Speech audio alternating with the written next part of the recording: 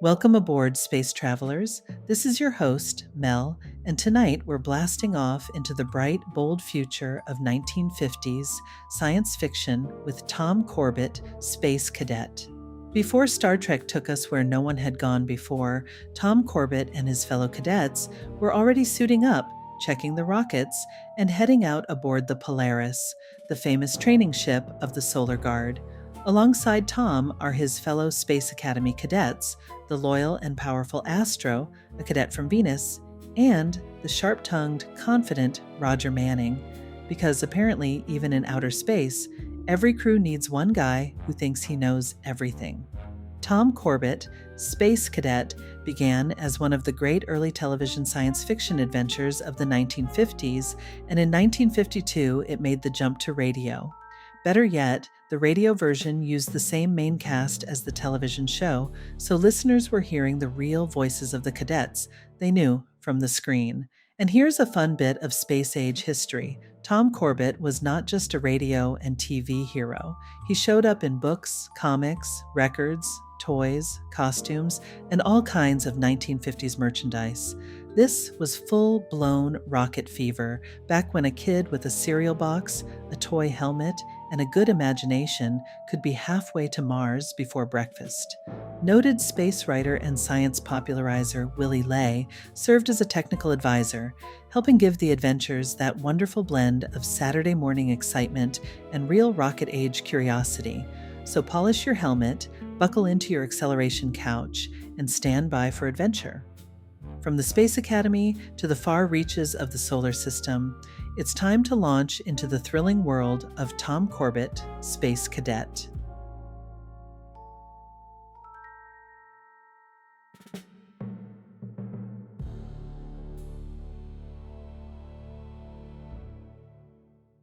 Stand by for Space Cadet in 30 seconds. Kellogg's Raisin Bran has a secret. Kellogg's Raisin Bran has a secret. Yes, Kellogg's brings you the secret of a more delicious breakfast treat. It's new, it's wonderful. It's Kellogg's Raisin Bran, both fruit and cereal, all in one box. You get plump, tender raisins dipped in honeycomb, along with delicious golden crisp bran flakes. So try the new fruit and cereal combination. Get Kellogg's Raisin Bran, because Kellogg's Raisin Bran has a secret. And now, Kellogg's Corn Flakes, the cereal that helps you have more punch till lunch, invites you to rocket into the future with Tom Corbett, Space Cadet. Stand by to raise ship. Blast off -5. 4, 3, 2, 1, 0!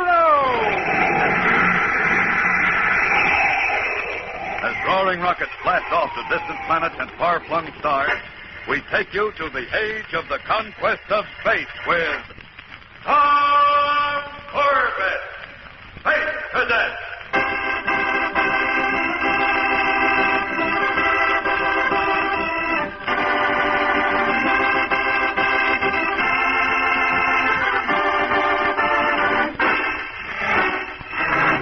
Shanghaied from Earth and taken aboard the rocket ship Constellation bound for the star systems of outer space, Tom Corbett and Harris, the crewman who has befriended him, managed to escape while the ship refueled at Venusport, but were then captured by the port guard.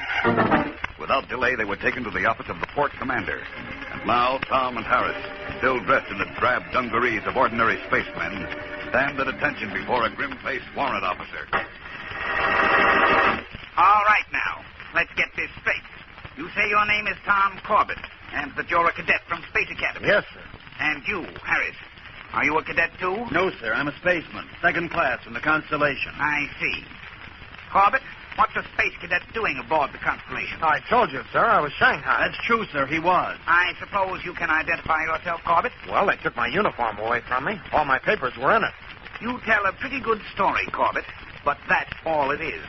Unless you can give me proof, I'll have to turn you over to your captain. Wait, sir. It's easy enough to check. Radio Space Academy. Talk to Commander Arkwright. That is impossible.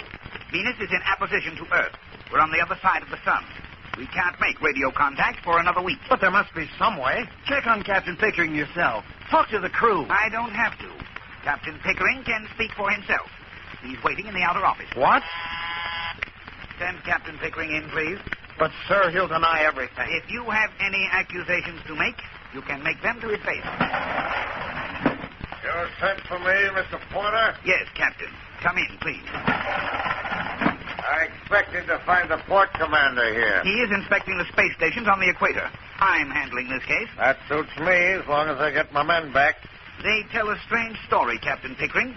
This fellow, Corbett, claims to be a space cadet. Well, that's one I never heard before. I wanted to check with you before I took action. Nothing to check. It's a fairy tale. Fairy tale, huh? Then how about letting Mr. Porter aboard the Constellation?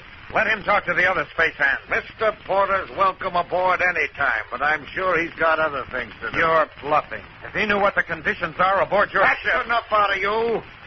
As you can see, Mr. Porter, this boy's a troublemaker. Has been ever since he came aboard. I'm sorry we signed him. Then let me go. I would.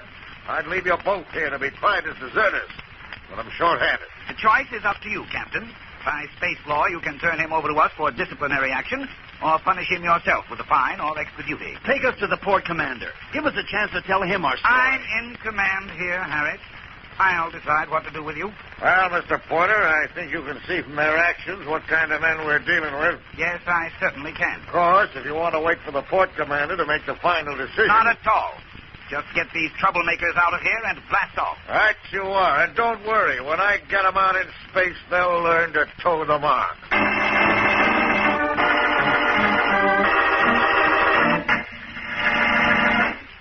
Wow, looks like the Space Cadets are rocketing on all tubes.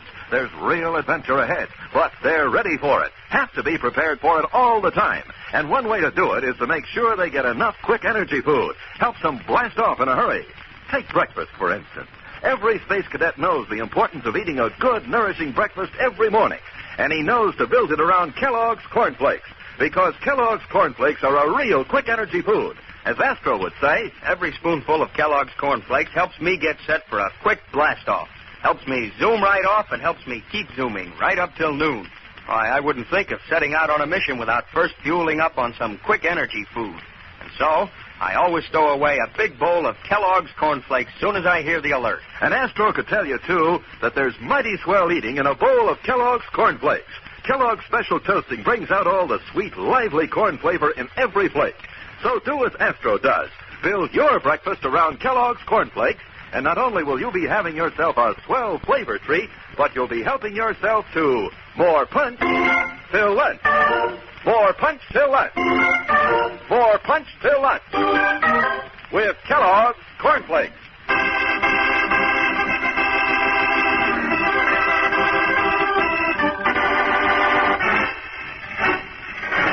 Unable to persuade the warrant officer in command of Venusport that he has been shanghaied, Tom Corbett is taken back aboard the rocket ship Constellation with his newfound friend, Harris.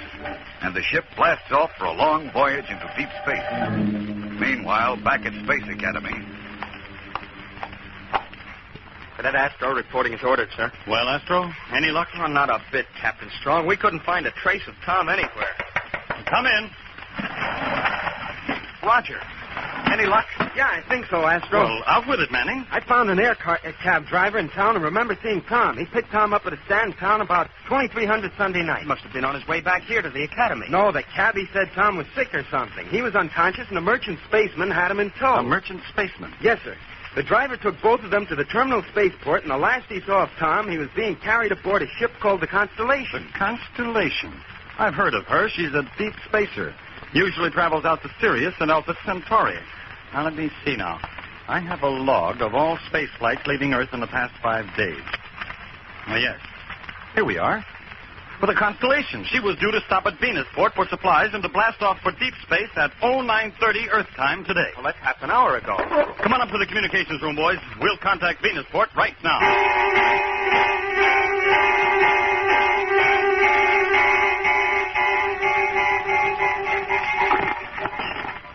What are we waiting for, Captain Strong? We're in apposition to Venus. A direct signal can't get through. They're setting up a relay transmission, Earth to Mars, to Titan, and back to Venus. Captain Strong here. Warrant Officer Porter, Venusport. Go ahead, Captain Strong. Listen, Porter, this is urgent. Have you cleared the deep spacer Constellation yet? The Constellation? She blasted off the Sirius 15 minutes ago. Why? Well, we have good reason to believe that one of our cadets is being held illegally aboard that ship. What? A cadet by the name of Corbett. Tom Corbett. Corbett? Thank you. Are you sure, Captain? Almost. Why? Have you seen him or heard anything about him? Well, I don't quite know how to say this. I'm afraid I've made a terrible mistake. Well, get to the point, man. Well, Corbett was here, told me a fantastic story about being shanghaied, and I didn't believe it. You didn't? No, he didn't have any identification. Couldn't prove his story, so I sent him back to the Constellation. Oh, that rockhead. I'm sorry, Captain. Well, never mind that now. Listen. Send every available patrol ship after the Constellation. But there are none in port now. I can pull them off orbit, but it would take 2 days to catch up. 2 days? Blast it, that's too long. They'd never make it. Well, I'm terribly sorry, Captain. If there's anything else I can... Oh, you've done enough already, Porter. End transmission. Well, there's only one ship faster than the Constellation, and that's the Polaris. How long will it take you two to get ready? We're ready now, sir. Good.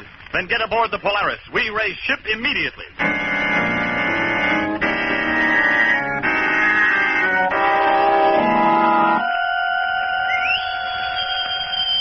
Now, hear this. Second watch, turn 2. All hands on extra duty will not be relieved until 0700. Hey, you hear that, Tom? 4 more hours on the power deck for us. What does Pickering think we are? We can't work like this on short rations. He'll see that we do. If that warrant officer at Venusport had only listened to me. You made a good try, Tom. Well, they don't pay off on tries, Harris. And now what? Do we just keep slaving down here until we drop? That's just about it, Tom. Until we drop.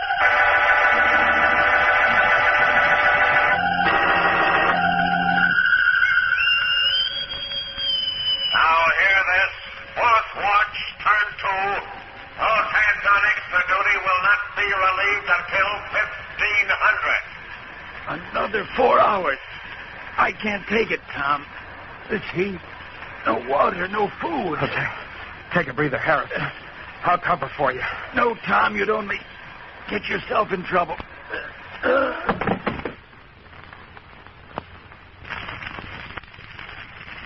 Harris.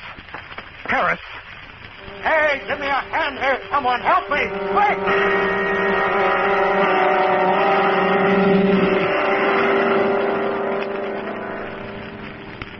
Well, how are you feeling now, Harris? Better, Tom. That broth helps some. Oh, that rotten space slug. He's trying to kill us. I suppose so. He's master of this ship. He can do anything he wants. Maybe. But I noticed some of the crew are beginning to grumble about the way he's working us. They always grouse. Don't mean anything. Listen, how many of the space hands do you figure would be loyal to Captain Pickering in case of trouble? Trouble? You mean mutiny? Now, hold on, Tom. This is crazy. You can't pull a mutiny in deep space. Why not? There'd be no one to navigate. The ship would become a derelict. I can navigate. You? Sure, I'm a space cadet. I've had plenty of training in astrogation. I know I could get the ship back to Venusport if I could just reach the controls. We'd be taking an awful chance. Pickering would kill us if we failed. It's better to go down fighting than die this way.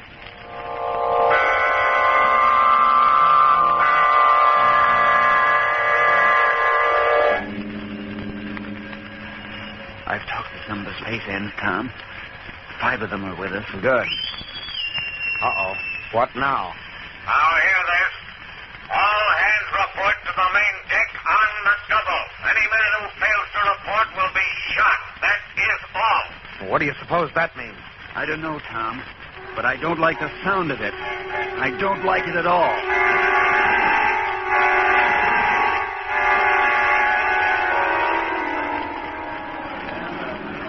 All right, you men, stand to. Look, Harris, there's Captain Pickering. And there's Dawson. With a couple of deck officers. They're all armed, ready for trouble. Come on. Tap your tubes and pay attention. That's better. Now, I don't have to tell you I'm an old hand at dealing with spacemen, and I've been watching you ever since we blasted off. You're a surly bunch of space rats. I don't like the looks of you, and I can smell a mutiny a light year away. What do you mean? You heard me. I said mutiny. I know who the ringleaders are, and I'm going to make an example of them. I promise it'll be an example you'll never forget. When I pick out these 2 men, I want the rest of you to go back to your station.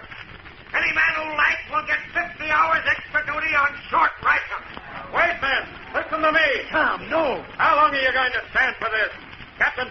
no better than a pirate. This is your last chance. Take over the ship. I can get you back to Earth, and we'll put Pickering behind bars where he belongs. Catch him up! You did it, Tom. The men are starting to mutiny. I've got to get up to the control deck before Pickering does. Go on, I'll take care of Dawson. Right, but watch yourself. He's armed. Don't worry, get going. No, you don't. Never mind me. Get to the control room. All right, Tom. Dawson's through. I'll take care of Pickering now. Right. I'm at the control room hatch. Hold him for another second. Stop him! Stop him! Don't let him close that hatchman! Kill him! Made it. Now for the controls. No time to plot a new orbit back to Earth. I'll have to swing her into a 180 turn and rack up a true course later. Let's see. Steering vane set for 1.5. Full burst on starboard jets. And take a lateral sweep. That should do it. Corbett, this is Captain Pickering. Now listen to me. What do you want, Pickering? I'll make a deal with you. Fat chance. I've got control of the ship now. Open the hatch, Corbett. Give yourself up. Nothing doing, Pickering. You're over a barrel and you know it. We put down the mutiny and captured your friend Harris. What? I have him right here beside me. If you give yourself up, I won't blast him. You have my word on that. If you refuse, he gets it. How do I know you're telling the truth? I'll put him on so you'll know he's still alive. All right, Harris, go ahead. Tom, don't trust him. Save yourself. Nobody can help me anymore. All right, Corbett, his life is in your hands. Now I'm going to count to 10. If you don't open the hatch, Harris gets it. 1, 2. I can't let him shoot Harris in cold blood. 4. But if I give myself up... Oh, what's the use? I don't have any choice. Just 2 more seconds left, Corbett. Okay, Pickering, you win. Don't shoot, Pickering. The hatch is open.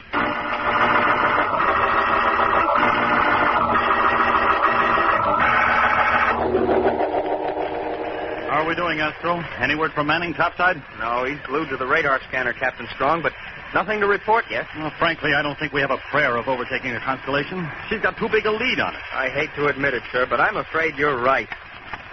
Captain Strong, I've got a scanner reading. With the Constellation? Yes, sir. You sure, Roger? Look, Astro, if you ran your power deck as well as I handle the radar bridge, we wouldn't have any problem. All right, cut that, Manning. What's their position? I'll show it to you on the solar chart, sir. There's the spot. Well, that's strange.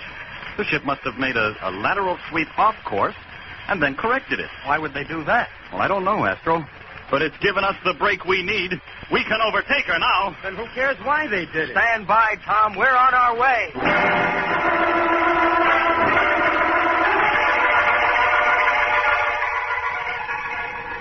All right, Captain Pickering, you're back in control of your ship. Now, where's Harris? You won't be seeing Harris anymore, Corbett. What do you mean? You gave your word he wouldn't be harmed. You weren't listening closely. I said I wouldn't blast him, and I didn't. Then what happened? Where is he? Drifting somewhere in space. Why, you filthy space Don't rat. move, Corbett, or I'll blast you to a cinder. Why don't you get it over with? Because with Dawson gone, I'm short a navigator. You're taking Dawson's place. You're space happy. I'll never navigate this Don't ship. try anything. Attention, Constellation. Attention, Constellation. Polaris pulling alongside with boarding party. Captain Strong. Message received and understood. Looks like you're all washed up, Pickering. When they find me here, Sorry to disappoint you, Corbett, but when the boarding party arrives, they won't find any trace of you on this ship. I'm getting rid of you once and for all.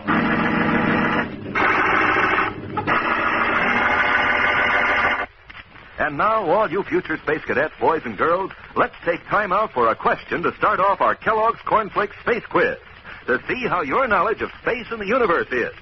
Here's our first question. What is it that distinguishes the planet Saturn that makes it different? The one thing that helps you tell it from all others. Well, it's simply that the planet Saturn is surrounded by a tremendous ring. That's where the space cadets get the expression rings of Saturn. And here's an easier question. What is it that makes Kellogg's Cornflakes the favorite ready-to-eat cereal of the whole universe? The answer to that one is easy. It's that famous Kellogg flavor. The way Kellogg's special toasting process brings out all the sweet, lively corn flavor in each golden flake makes each flake crisp and tender. Yes, flavor is what makes Kellogg's Corn Flakes the favorite ready-to-eat cereal of people everywhere. It's the kind of flavor that brings you back for seconds, keeps you reaching for that box of Kellogg's Corn Flakes time after time, morning after morning. So make sure you get the one and only Kellogg's Corn Flakes.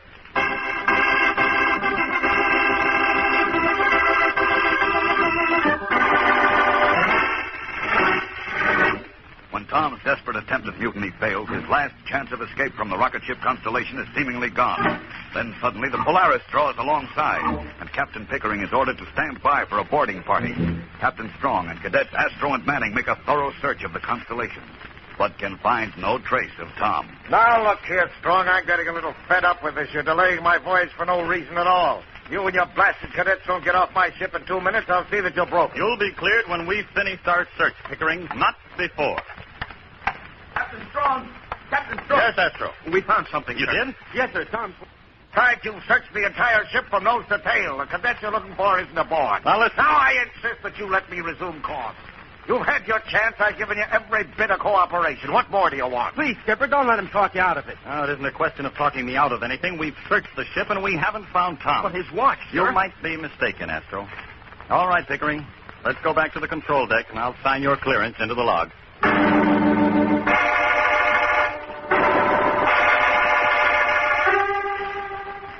Astro, what are we going to do?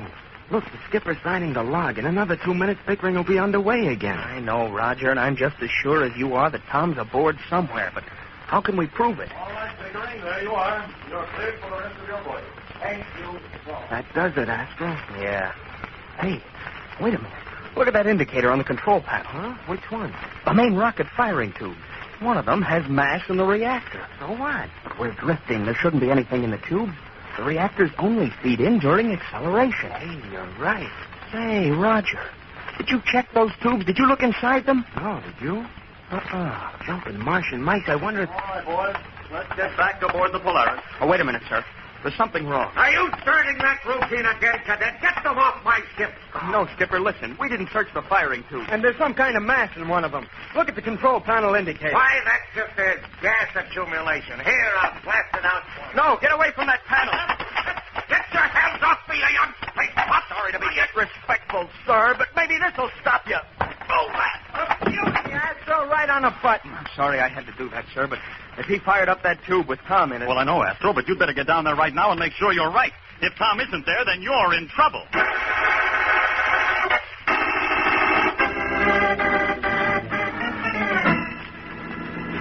Well, Tom, how does it feel to be in a cadet uniform again? I never thought I'd be so glad to wear one, Roger. You sure had us worried, Tom. Speak for yourself, Astro. I wasn't worried about the lug for a minute. All right, boys, take your stations and prepare for deceleration. We enter Earth's atmosphere in 4 minutes. Right, Captain Strong. It can't be too soon for me, sir. Aren't you worried about getting back, Tom? Worried, sir? Well, you're over 2 weeks AWOL, you know.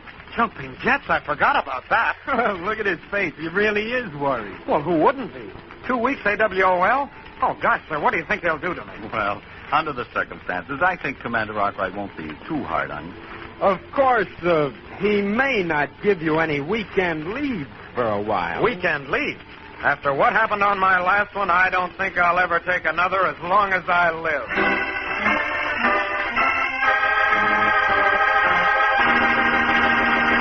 Don't miss the next action-packed adventure with Tom Corbett and the Space Cadets when death lurks in the void as the boys begin Operation Hide and Seek.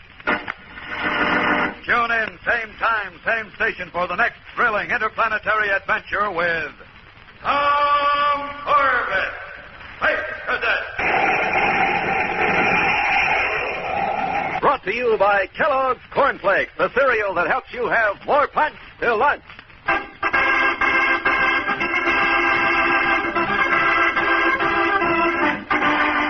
Tom Corbett, Space Cadet, starring Frankie Thomas, also appears in the comic sections of many of Canada's leading newspapers. Look for a daily and weekend edition. Featured in the cast are Al Markham as Astro, Jan Merlin as Roger Manning, and Edward Bright as Captain Strong. Today's program was directed by Drex Hines. Jackson Beck speaking.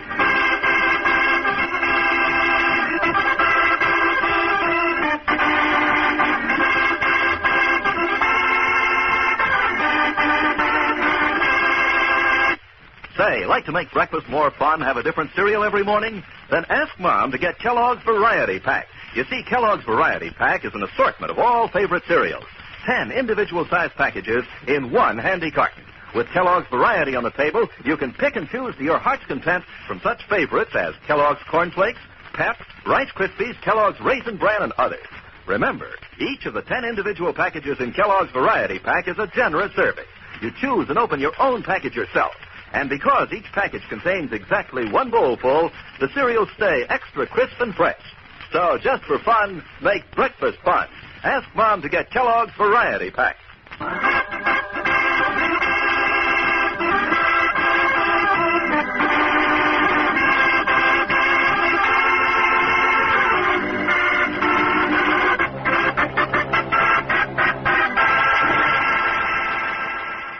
Stand by for Space Cadet in 30 seconds. Kellogg's Raisin Bran has a secret. Kellogg's Raisin Bran has a secret. Yes, Kellogg's brings you the secret of a more delicious breakfast treat. It's new, it's wonderful. It's Kellogg's Raisin Bran, both fruit and cereal, all in one box. You get plump, tender raisins dipped in honeycomb, along with delicious gold and crisp bran flakes. So try the new fruit and cereal combination. Get Kellogg's Raisin Bran, because Kellogg's Raisin Bran has a secret. And now, Kellogg's Corn Flakes, the cereal that helps you have more punch till lunch, invites you to rocket into the future with Tom Corbett, Space Cadet. Stand by to raise ship. Blast off -5, 4, 3, 2, 1, 0! As roaring rockets blast off to distant planets and far-flung stars, we take you to the age of the conquest of space with Tom Corbett, Space Cadet.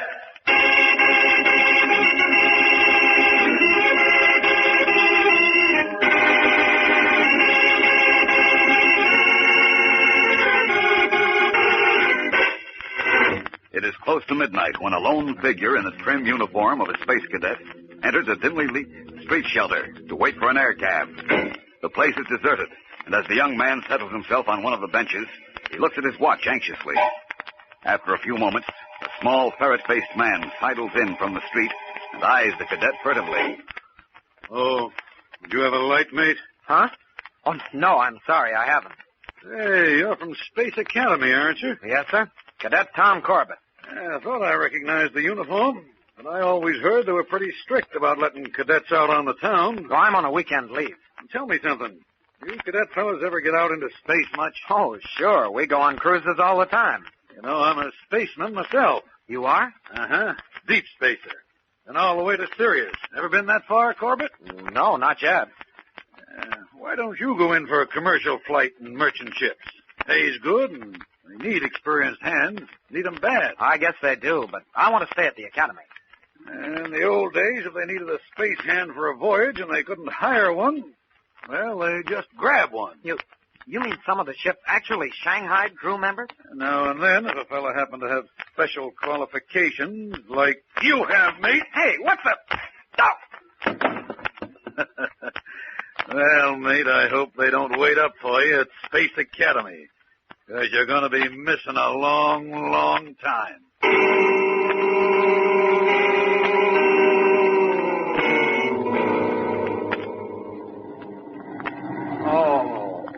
Take it easy, lad. Take it easy.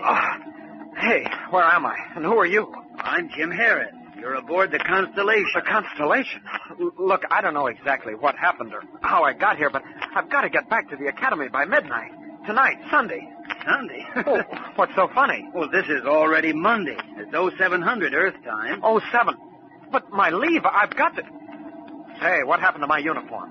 What uniform? My academy uniform. Don't you understand? I'm a space cadet. Space cadet? Hey, you must have had a worse bump than I thought you had. Stop stalling. I'm Tom Corbett of Space Academy. Now, I want to know who took my uniform and put me in these dungarees, and how did I get here? Well, if I were you, son, I'd just relax and have a bite of breakfast. You've got work to do. What are you talking about? You're a member of this ship's crew. We blasted off last night and we're headed for deep space. Great jumping Jupiter, I've been Shanghai. That's right. And you might as well make up your mind to one thing. You ain't gonna see Space Academy for a long, long time.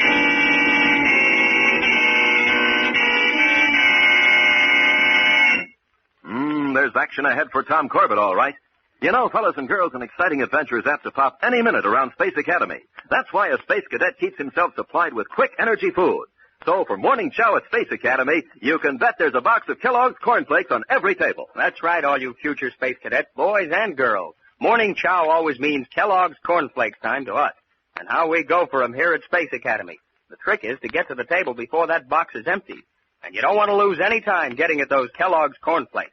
Let me tell you, they help you make a quick blast-off because Kellogg's Corn Flakes are quick energy food. You heard what Astro had to say, so tomorrow morning and any morning, pour yourself a big bowl full of those golden, sweet, crisp, and tender flakes. You'll be helping yourself to more punch till lunch. More punch till lunch. More punch till lunch with Kellogg's Corn Flakes.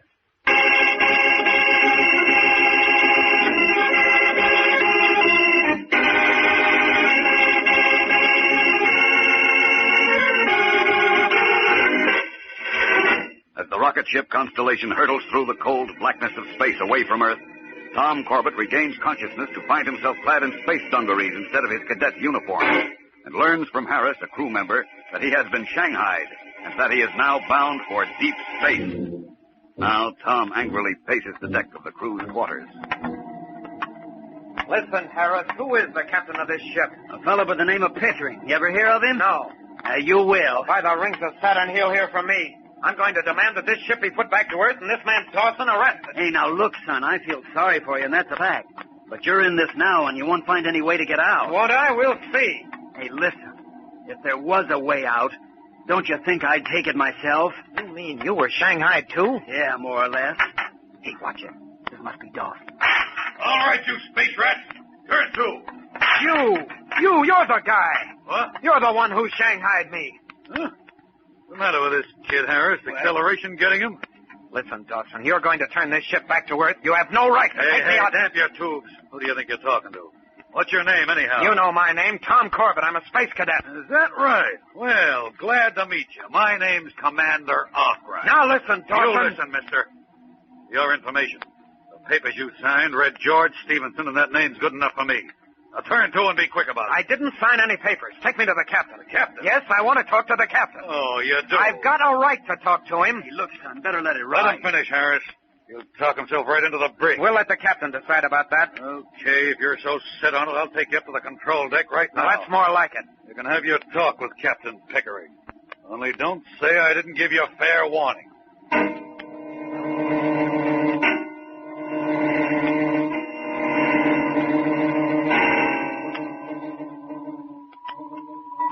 Captain Pickering, Dawson committed a crime in bringing me aboard this ship. You've got to take me back. Lad, I don't like space lawyers on my ship, and I don't like bellyachers either. Now stow the chatter and get below. But I'm a space cadet. You've got to take me back. This is insubordination, mister. All I'm asking is that you let me contact Commander Arkwright at the Academy. He'll verify my story. That's enough, Mr. Dawson. Take this man below and put him in the brig. Yes, sir.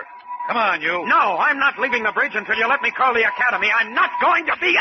Maybe that'll show you who's running this ship. Now, Dawson, take him below and lock him up.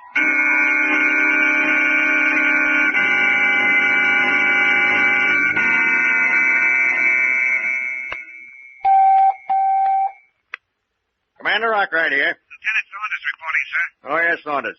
Any word on Corbett yet? No, sir, none. 12 hours over leave. Can't believe this of Corbett. He was always a most efficient cadet. But this is serious. Yes, sir. Captain Strong has a request to make, sir. What is it? Cadets Astro and Manning, Corbett's roommates, are worried about his disappearance. They've asked permission to investigate. What do they want to do? They know their roommate's habits, sir.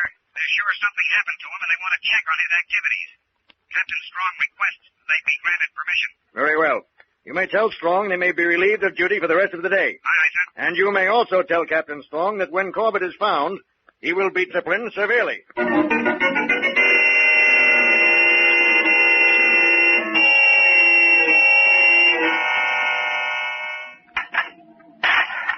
Who's there? Oh, it's me, matey. I brought you some lunch. Oh, well, Thanks, Harris. You feeling all right, Tom? Yes, no thanks to the captain, though. Listen, Harris, you said you'd give anything to get off this ship yourself. Yeah, I would. But you can't buck Pickering and Dawson. Well, maybe we can. I got a look at the navigation chart when I was on the control deck. On our present course, we crossed the orbit of Venus. That's no secret. We put in at Venusport for fuel and supplies before blasting off to deep space. That's our answer, then. We'll be there in a few hours. Sure we'll be there. And you'll be here, locked in the brig the whole time. Not if you'll help me. Help you? How? When we land at Venusport, watch your chance and slip open the bolts on that door. I'll get out and find the port commander. Well, then what? He'll arrest Pickering and Dawson, and the ship won't be given clearance to leave Venus. Oh, I don't know. If they ever caught me... As long as you have the run of the ship and keep quiet about it, we can't fail. All right, Tom, I'll do it. Good for you. Now take the tray back and act as though nothing has happened. Yeah, right you are. Just a minute, Harris. Mr. Dawson. Stay right where you are. I was just going to take this tray back to the galley. It can wait.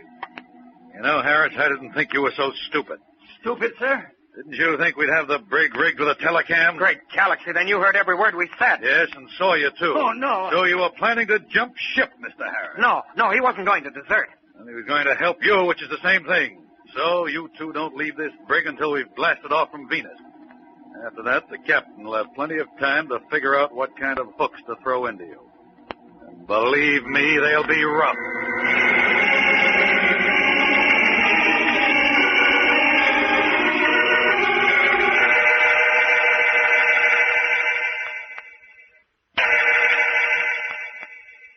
Well, Saunders, any report on Corbett yet? Only one from Captain Strong, sir. He's checked the passenger and crew manifests of every ship that has blasted off since Sunday. Corbett's not on any of them. Anything else? Yes, sir. Cadets Manning and Astro request permission to continue their investigation on off-duty hours. Very well. But I want Corbett's listing changed from overleave to AWOL. Notify all Earth Police to that effect at once. We've got to find him fast.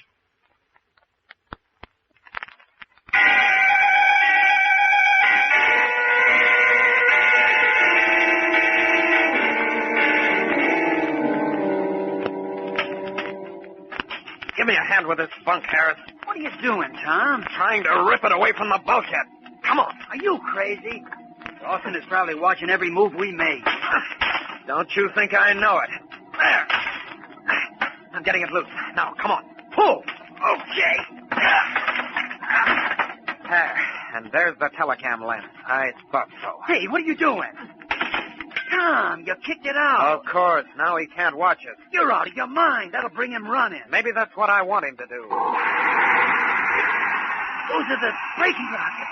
We're decelerating for the landing. I know, which means we've got to work fast. Once we take off from Venus, we might as well be dead. I'd like to know what you expect to do locked in this brig. We're not going to be locked in here long. Oh, somebody's at the hatch. It's Dawson, I guess. All right, you two. Stay back against the bulkhead. You didn't lose any time getting here, did you, Dawson? What's the idea of kicking out the telecam lens? To make you come in here. I want to talk to you. Real smart kid, aren't you? Well, I'm here. Talk. How about a deal, Dawson? Deal? Huh? What kind of a deal can you make? When you shanghaied me, you were under Captain Pickering's orders, weren't you? So what? Just this. The Solar Guard will catch up with Pickering sooner or later. And when they do, you'll be as guilty as he is. What are you driving at? If you'll get us off this ship at Venusport, I'll recommend leniency with the Solar Guard. You helped us, so you might even get off scot-free. Don't hand me that. The kid's talking sense, Dawson. There's no risk for you, because even if the idea doesn't work, we won't give you away. Well, how am I supposed to spring you loose? All you have to do is leave this hatch unlocked when we land on Venus. We'll do the rest. What's in this for me? I just told you. It's your chance to get out from under the captain's thumb. You'll be a free man again, Dawson. Ah, no. I won't stick my neck out unless you make it worth my while. All right. Maybe this will change your mind. Huh? Your watch? It's not an ordinary watch. It's platinum. Worth a lot of money. If you help us, it's yours. Give it here. Hey, wait, Tom. Not until he promised. I said hand it over. All right. Here. Not a bad watch at that. Thanks, mate. Now hear this. Approaching Venusport. All hands to landing stations. All hands to landing stations. On the double. Hey, I gotta go topside. Wait, Dawson. Will you help us? I'll think it over.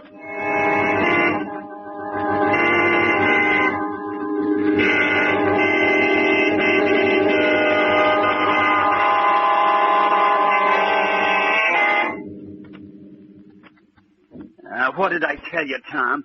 We've been on the ground for over 3 hours now. How much longer before we blast off again, Harris? 15 minutes. Well, there's still time. Dawson may come back. Not him. He tricked you. If I could only contact the port commander. Well, shaking that hatch won't do you any good. Jumping Jupiter. Harris, come here. Yeah, what's the matter? Look, this hatch isn't bolted. Well, I'll be... Dawson kept his word. What? I sure had that guy pegged wrong. Now, which way is the auxiliary airlock? Down the companionway and to the left. Well, then come on. With any kind of break, we'll be off this ship in 2 minutes.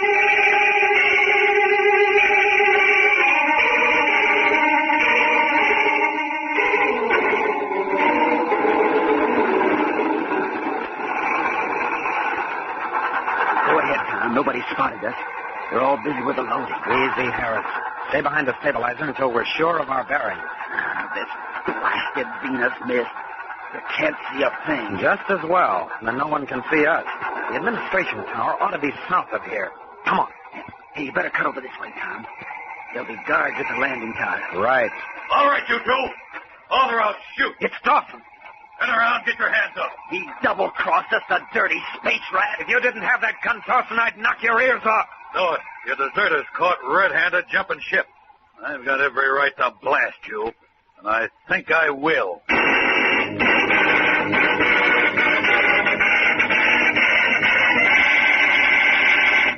Looks like somebody got some big ideas today. And fellas and girls, here's another big idea. Give Mom the surprise of her life. Get her the big, colorful 10-piece baking set Kellogg's Corn Flakes is offering. She'll thank you 1,000 times. You bet your boots, because this baking set is so handy, so useful, it actually makes baking fun. Listen to all you get. The most up-to-date mixing bowl, 4 measuring spoons, all held together so they won't get lost, 4 cookie cutters, and a special bowl scraper. Your eyes will pop when you see the bright, sparkling colors. Sunshine yellows, cherry reds, brilliant greens. They sure will dress up Mom's kitchen. And the mixing bowl is amazing. Made of the newest plastic, so lightweight and flexible, it's easier for Mom or you to handle. Also, absolutely unbreakable. You can even wash it in hottest water. And wait till you see those cookie cutters. Such keen, sharp edges, and such fun. You'll cut cookies to look like hearts, clubs, spades, and diamonds. Mom will thank you, too, for that bowl scraper. Great for beating, scraping, folding. Best of all, you get all 10 pieces of this baking set for less money than the bowl alone would cost. It's a great bargain, and a great way to surprise Mom. Just do this. Send 50 cents in the tops from any 2 boxes of Kellogg's Corn Flakes to Kellogg's, Box 926, Toronto, Ontario. That's the top from any 2 boxes of Kellogg's Corn Flakes, and 50 cents to Kellogg's, Box 926, Toronto. But hurry, these baking sets are going fast.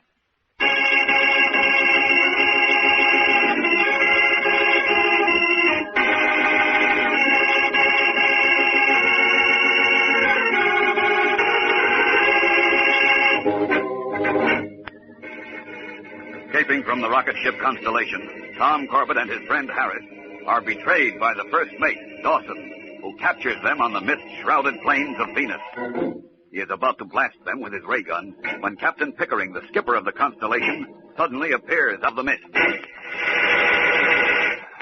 What's going on here, Mr. Dawson? These men tried to jump ship, Captain. The pair we had in the brig, Stevenson and Harris. Deserters, eh? On the Constellation, we shoot deserters. That's against space law, Captain Pickering. You're supposed to turn over all captured deserters to the Solar Guard. I told you once I don't like space lawyers. That still goes. Let me blast them now, sir. Get rid of them once and for all. No, Mr. Dawson, put them back aboard. I want them in irons and under double guard until we blast off. Aye, aye, sir.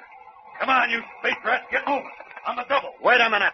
Move, I said. Captain Pickering, don't you want to know how we got out of the brig? What? Tap your tubes and move. Ask Dawson how we got out. He took a bribe from us. He let us out. He what? Don't listen to them, Skipper. Then how did they get out? Harris, stand by to move. Right. Maybe they walked through the bulkhead, eh? Skipper, I don't know how they did it. You're responsible for them. Get ready. You take out Dawson. Okay. Come on, answer me. They're lying, Skipper. Honest they are. Don't give me that. I'll break every bone in your body. No, Skipper, let go of my arm. Now, Harris, pile in. Hey, Skipper, look out. You look out, Dawson. Why, you little space papa. You missing, Captain. Oh. Now, let's take care of you. Harris, are you all right? See when you get a second, Tom. Oh.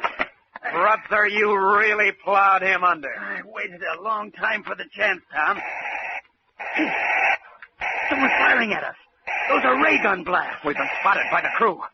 Come on, run for it. We haven't a chance, Tom. Yes, we have, and a good one. This Venusian mist will cover us in a second. Hurry, over this way. Wait a minute. You're heading away from the control tower. I know. That's where they'll expect us to go. So we'll circle around. Good idea. Hold it, Harris. Oh, what's the matter? I saw somebody just ahead there in the fog. Down, quick. Hug the ground. He's coming this way. Shh. Keep low. We didn't see her. Which way now, Tom? To the left. Don't run, though. We're still in range. We'll give ourselves up to the first solar guard we can find. Yeah. We can duck those men from the constellation. Any sign of them, Captain? Watch it. There's Dawson. No! Keep pressing, Dawson. Don't let them reach that control tower. What do we do, Tom? We're cut off. Don't lose your head. They don't know where we are. Just keep walking. Mr. Dawson! Here, Captain. Any luck? Not yet, sir. But the men are fanning out now. And keep your eyes peeled. They're drawing a cordon around us, Tom. We're sunk. We've got to slip through somehow. Hey, wait a minute. What's that ahead? Where? That light. By Jupiter, it's the control tower. We're almost there, Harris. Keep going. Another 20 yards and we've made it. Oh, no. Careful. It's no use, Harris. They've got it. With only a few yards to go. Now take either of you, and I'll blast. All right. We know when we're licked. Okay. Let's have a look at you. Hey, Tom. Tom, pipe this guy's uniform. Why? He isn't from the constellation. Who said I was? You're a port guard. You're from the tower. That's right, and that's where I'm taking you to under arrest. You'll take us to the port commander? This minute. Now march. Harris, we've made it. Aye. When you explain everything to the port commander, our troubles are over. Well, can't you walk any faster, guard? We're in a hurry. You bet we are. The two people under arrest, you look mighty pleased with yourself.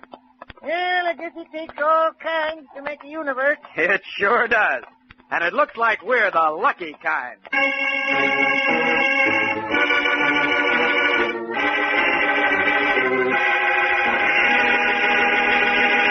Don't miss the next action-packed adventure with Tom Corbett and the Space Cadets on Thursday, when the meeting with the port commander suddenly takes a sudden deadly turn, and Tom is sent back aboard the Constellation, headed for deep space.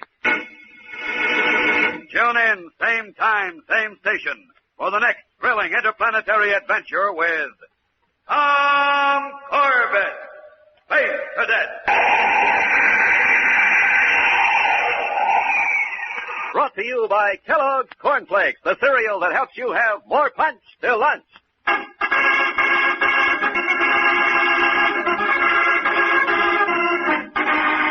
Tom Corbett, Space Cadet, starring Frankie Thomas, also appears in the comic sections of many of Canada's leading newspapers. Look for a daily and in weekend edition. Featured in the cast are Al Markham as Astro, Jan Merlin as Roger Manning, and Edward Bryce as Captain Strong. Today's program was directed by Drex Hines. Jackson Beck speaking.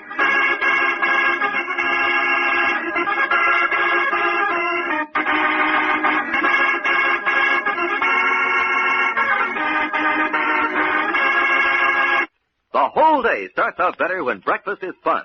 And one way to make breakfast fun is to have a different cereal every morning. How? That's easy. Easy for Mom, too. Ask her to get Kellogg's Variety Pack. Kellogg's Variety Pack is an assortment of cereals. 10 individual-sized boxes in one handy carton.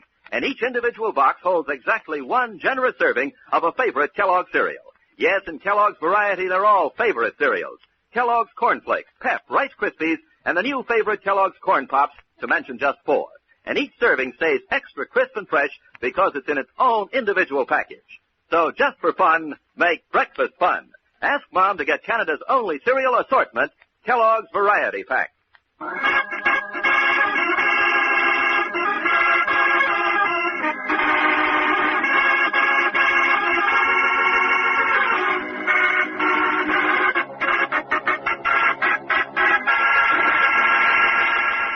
Stand by for Space Cadet in 30 seconds. Kellogg's Raisin Bran has a secret. Kellogg's Raisin Bran has a secret. Yes, Kellogg's brings you the secret of a more delicious breakfast treat. It's new, it's wonderful. It's Kellogg's Raisin Bran, both fruit and cereal, all in one box. You get plump, tender raisins dipped in honeycomb along with delicious gold and crisp bran flakes. So try the new fruit and cereal combination. Get Kellogg's Raisin Bran because Kellogg's Raisin Bran has a secret. And now, Kellogg's Corn Flakes, the cereal that helps you have more punch till lunch, invites you to rocket into the future with Tom Corbett, Space Cadet. Stand by to raise ship. Blast off -5, 4, 3, 2, 1, 0. As roaring rockets blast off to distant planets and far-flung stars, we take you to the age of the conquest of space with Tom Corbett, Space Cadet.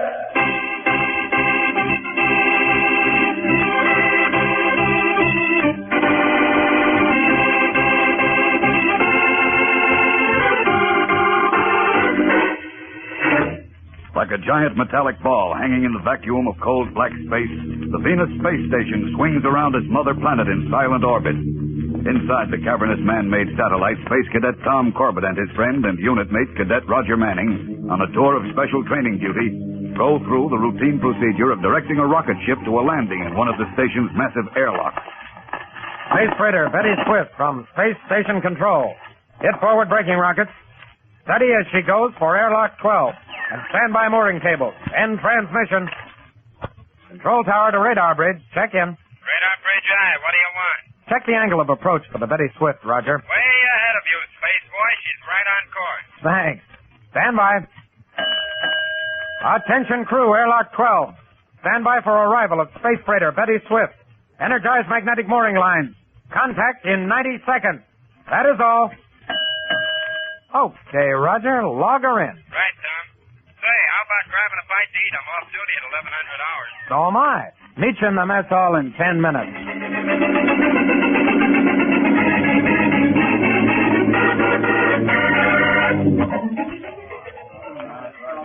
So then I told her I was coming back in 3 days. She could take it or leave it. And she took it. She'll be waiting at the gate when we get back to the academy. Honestly, Roger, don't you ever get tired of talking about girls? Oh, no, Tom. Space styles and spaceships. That's for me. Well, changing that frequency setting on the radar just to talk to a girl almost got you thrown out of the academy. Yeah, it was close, but you gotta admit it was a good idea. If it hadn't have been for Captain Strong making Loring confess to sabotaging that space freighter, you'd be headed back to Earth with Captain Strong facing a charge of murder, the way Loring is now.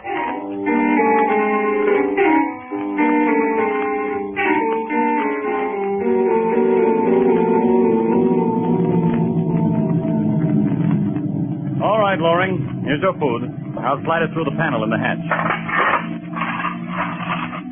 Hey, how about opening up strong so I can take a little exercise? Cabin's so small I can hardly stand up. Well, you should have thought about that when you sabotaged that freighter. All right, save the sermon. Are you going to let me out or not? Well, I guess it is a little cramped in there. All right. You've got 5 minutes. 5 minutes?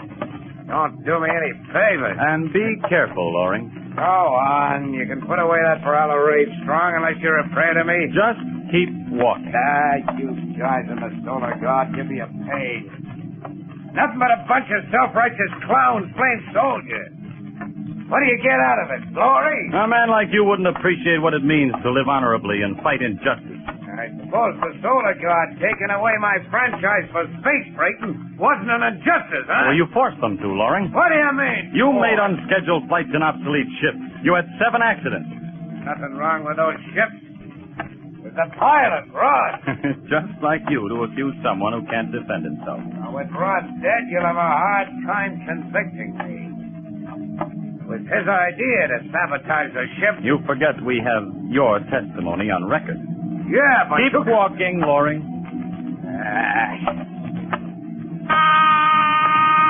Rocket Scout 7, J4 from Venus Space Station.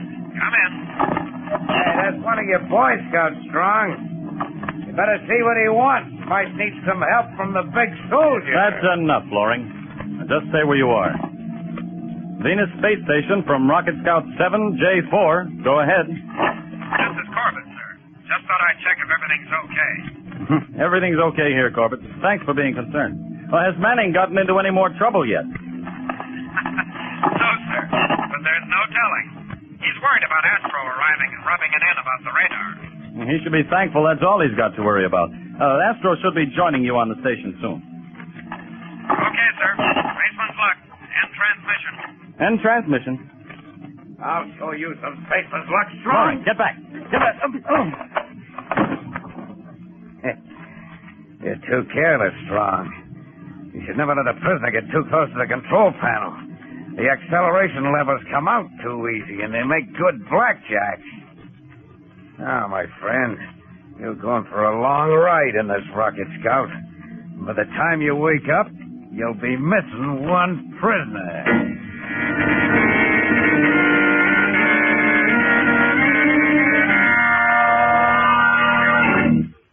Say, when things start happening to the Space Cadets, they happen fast. That's why a Space Cadet makes sure he's ready for action right from the time he rolls out of his bunk in the morning. First thing, he heads for the mess hall and helps himself to a good, nourishing breakfast built around Kellogg's cornflakes. A Space Cadet knows Kellogg's cornflakes are quick energy food that they help him soak up for a quick blast-off. As Astro would say, if you want to be a real space ace, you want to stay right in shape. And that means getting the right kind of food. Now, take breakfast, for instance. A bowl of Kellogg's cornflakes is a bowl of real, quick energy food. And when I pour them in the bowl, I know I'm going to like them. Take it from me, if you want to keep in shape, have yourself a good, nourishing breakfast every morning and build it around Kellogg's cornflakes. Right, Astro. And fellows and girls, you'll be helping yourself to more punch till lunch. More punch till lunch. So start enjoying Kellogg's cornflakes, the favorite ready-to-eat cereal of the whole universe. And now, there's a big announcement coming later in the show about a special offer from Kellogg's Cornflakes. So call Mom to the radio because she'll want to hear all about it.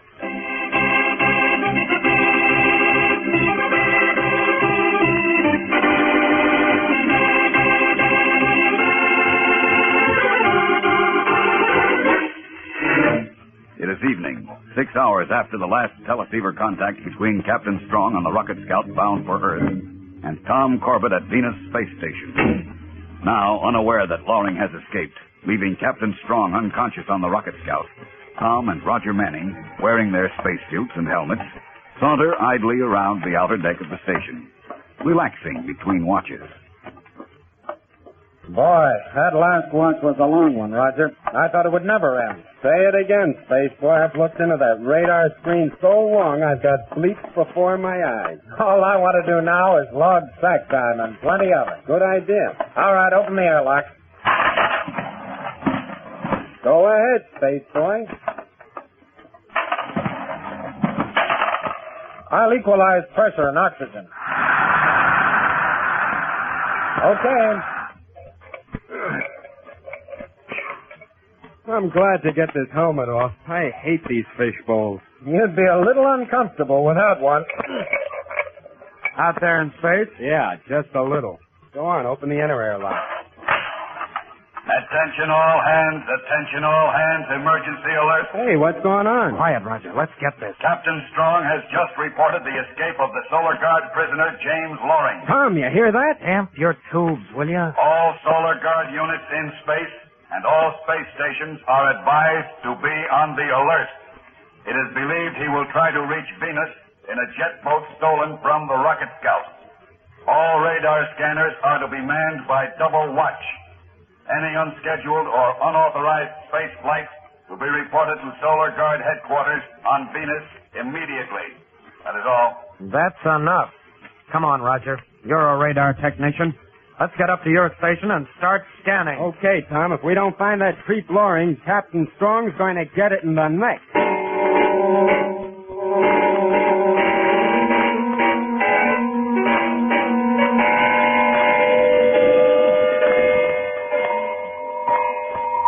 Hey, Tom, you take over for a while, will you? Give me a chance to rest my eyes. Sure thing, Roger. You didn't fight anything, huh? Nope, nothing but space junk, small meteors and things. Oh, and those 3 spaceships that landed a few minutes ago. I wonder if Astro was on any one of them.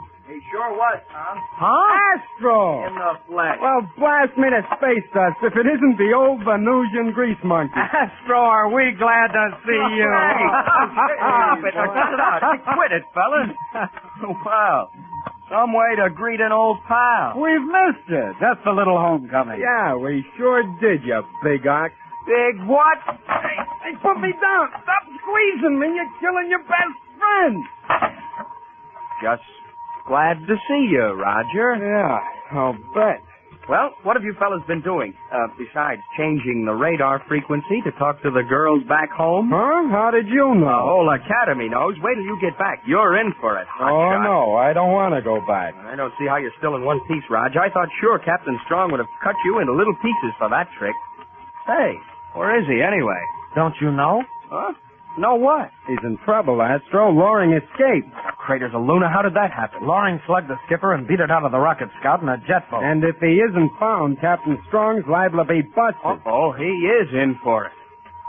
Blast it, there ought to be something we can do. Sure. If we were in trouble, Captain Strong wouldn't hesitate to help us. You're right.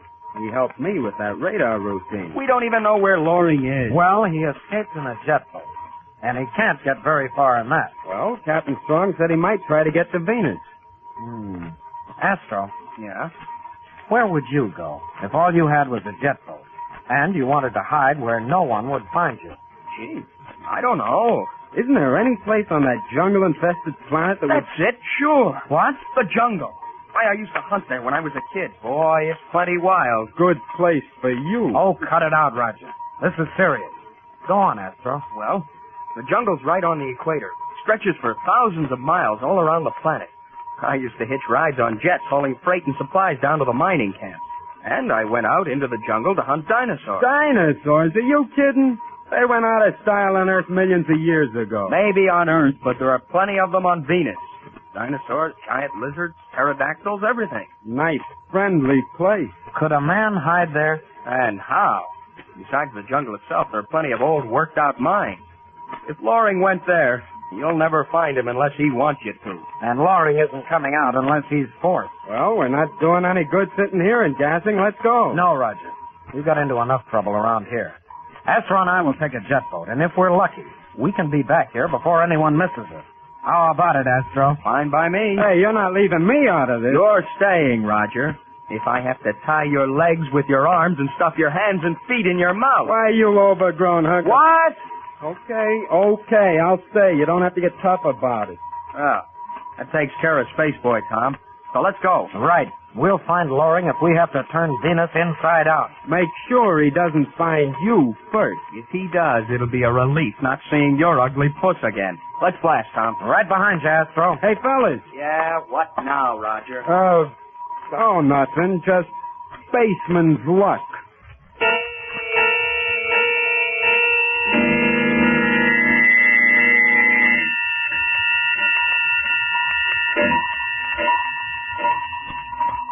That's the way it happened, Manning. When I talked to Corbett on the teleceiver, Loring slipped up behind me and slugged me with an acceleration lever. When I came to, well, he'd escaped. He was taking a chance going out in a jet boat, Captain Strong. What did he have to lose? Unlucky he didn't try to kill me. Will there be an investigation of his escape, sir? Investigation? Well, sir, Loring was in your custody, and... It won't look very nice on my service record, but Commander Arkwright is giving me every chance to redeem myself.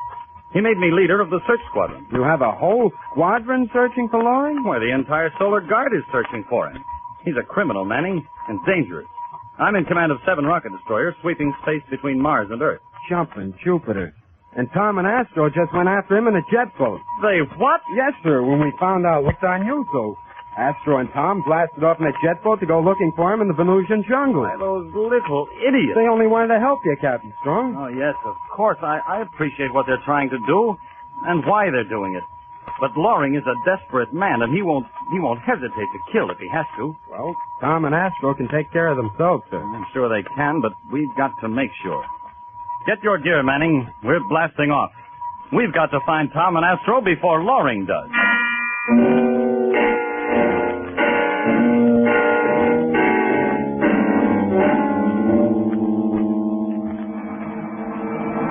Well, we've been searching for nearly 2 hours, Astro, and no sign of him. Our fuel's about gone. I guess we'd better start back. Useless to keep looking for him in this place. We'll never find him. Well, here we go then. Hey, wait a minute, Tom. Look over there. Huh? What? To starboard, down by that abandoned mine shaft. See, there's a shack in the... Right beside it is a jet boat. Hang on. We're going in for a closer look.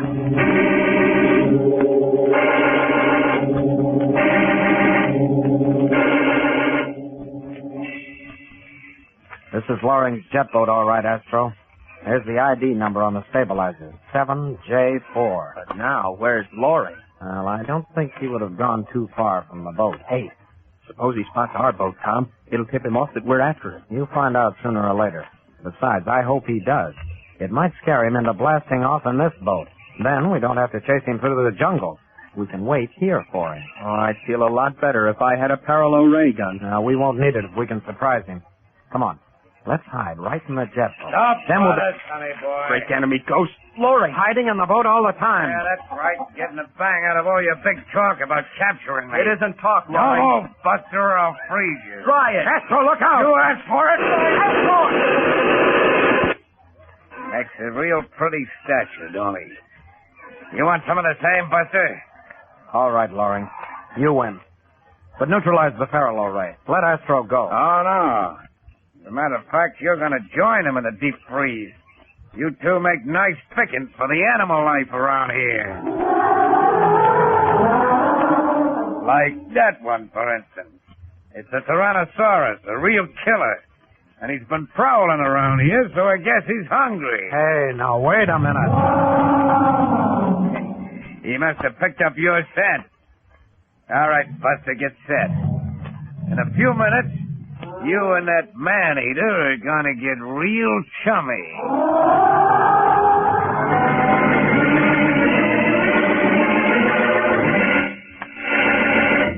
Looks like a big, exciting adventure is coming up for the Space Cadets. And here's a big, exciting announcement for Mom. Did you call her to the radio? Swell. Mother, have you sent for your baking set? The wonderful 10-piece baking set Kellogg's is offering? It's an amazing bargain, too good to pass up. Just listen to all you get. A new kind of mixing bowl holds a generous 5 cups, 4 standard measuring spoons, 4 cookie cutters, a handy bowl scraper, and beater combined. And each piece sparkles and gleams with color. Cheery reds, sunny yellows, brilliant greens. There's such cheerful, gay colors to have around your kitchen. And wait till you see the bowl, made of a new kind of plastic that's absolutely unbreakable. You can even wash it in hottest water. The cookie cutters are different, too. They're real clever, shaped like hearts, diamonds, clubs, and spades with such keen, sharp edges. And what a bowl scraper. The curved edge makes it extra handy. And listen, all 10 pieces are yours for less than you'd pay for the bowl alone.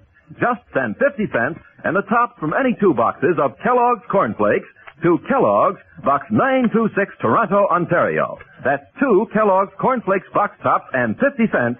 Send to Kellogg's, Box 926, Toronto. But hurry, send for yours today.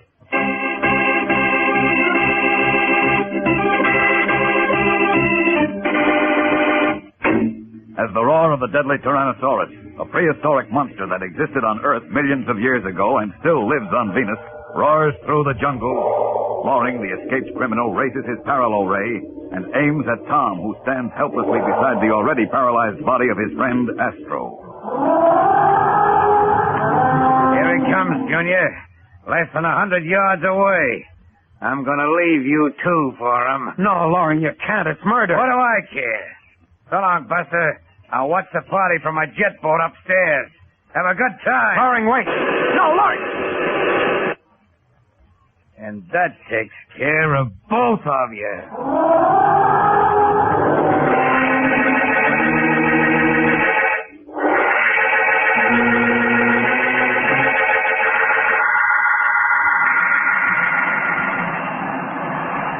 It's no use, Captain Strong. We've searched every inch of the jungle for 1,000 miles around. We've got to go back to Venusport and refuel. Well, I'm afraid you're right, Manning.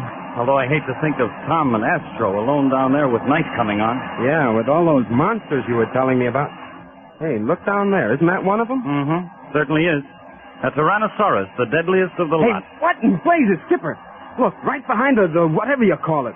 A jet boat trying to blast off. Manning, It's the boat from the rocket scout. The one Loring took? Yes. Hang on, we're going after it. Too late, Skipper.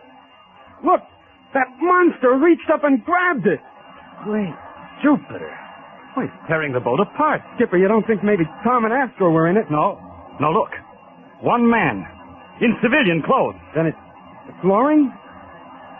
It was Loring. Oh, brother. And there goes the monster, back into the jungle. That was pretty awful. Hey, wait a minute. Look down there, Manning. By that old mine shaft. Isn't that Tom? And Astro. Yeah, I'd know that Venusian rocket head anywhere. But they're just standing there. They aren't moving. What's the matter with them? Hang on. We're going down to find out.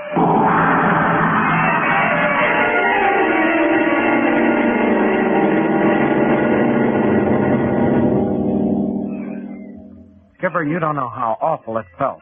Seeing your jet boat and not being able to wave or anything. This was the first time I was ever hit with a parallel ray, and I don't ever want to go through it again. It didn't do you any harm, Astro. You're good as new. I don't know, Roger. I still can't believe Tom and I weren't the main course on that monster's menu. Well, what happened here anyway, boys? Oh, we walked ourselves right into a trap, Captain Strong. And Loring froze us and left us for that Tyrannosaurus. But how come it got him? He made a mistake. By freezing us, we couldn't move. Couldn't run or anything, but he moved. Ran into his jet boat. And when the monster came through the trees, well, he was attracted by the movement. I see. And it ignored you to go after Loring. That's it, sir. Sure did a job on that jet boat. I hate to think of what it could have done to us. So, well, it wouldn't have touched you anyway, Astro. Oh, no? Nah, with that tough Venusian hide of yours, you would have given him a first-class stomachache.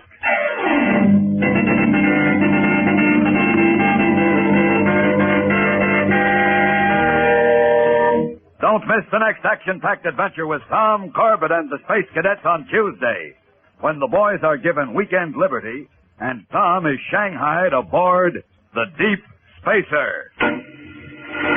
Tune in, same time, same station, for the next thrilling interplanetary adventure with Tom Corbett, Space Cadet.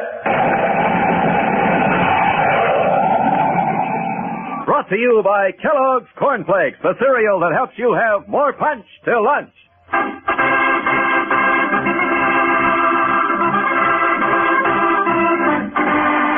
Tom Corbett, Space Cadet, starring Frankie Thomas, also appears in the comic sections of many of Canada's leading newspapers. Look for a daily and in weekend edition.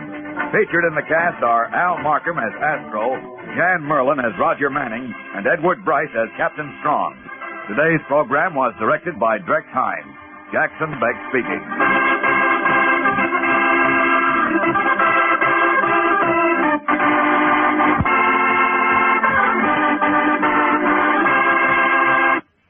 Say, like to make breakfast more fun, have a different cereal every morning? Then ask Mom to get Kellogg's Variety Pack. You see, Kellogg's Variety Pack is an assortment of all favorite cereals.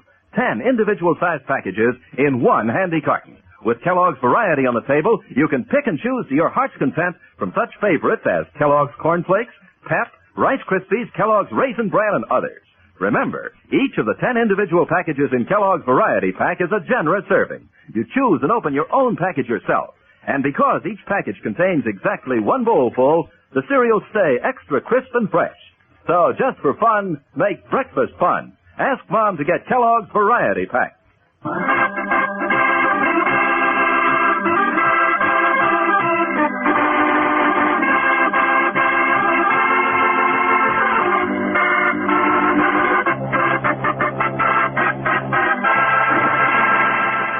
Kellogg's Pep, the build-up wheat cereal, invites you to Rockin' into the Future with Tom Corbett, Space Cadet.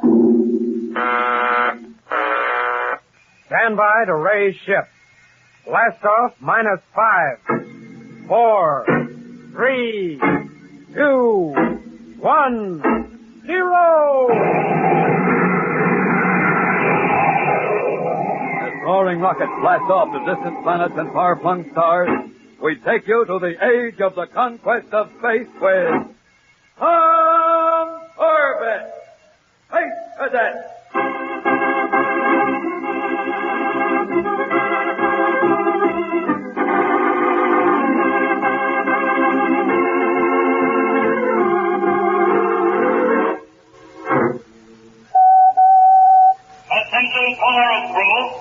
Attention Polaris crew, Captain Strong speaking.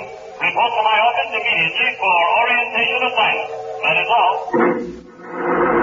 As their skipper's voice crackles over the dormitory intercom at Space Academy, Cadets Tom Corbett and Roger Manning race out of their quarters and jump on the slide walk which will carry them to the Academy Administration Building. This is the moment they have been waiting for. Special training duty on one of the many Solar Guard space stations. Now, as they stride down the corridor to their skipper's office. Astrogation.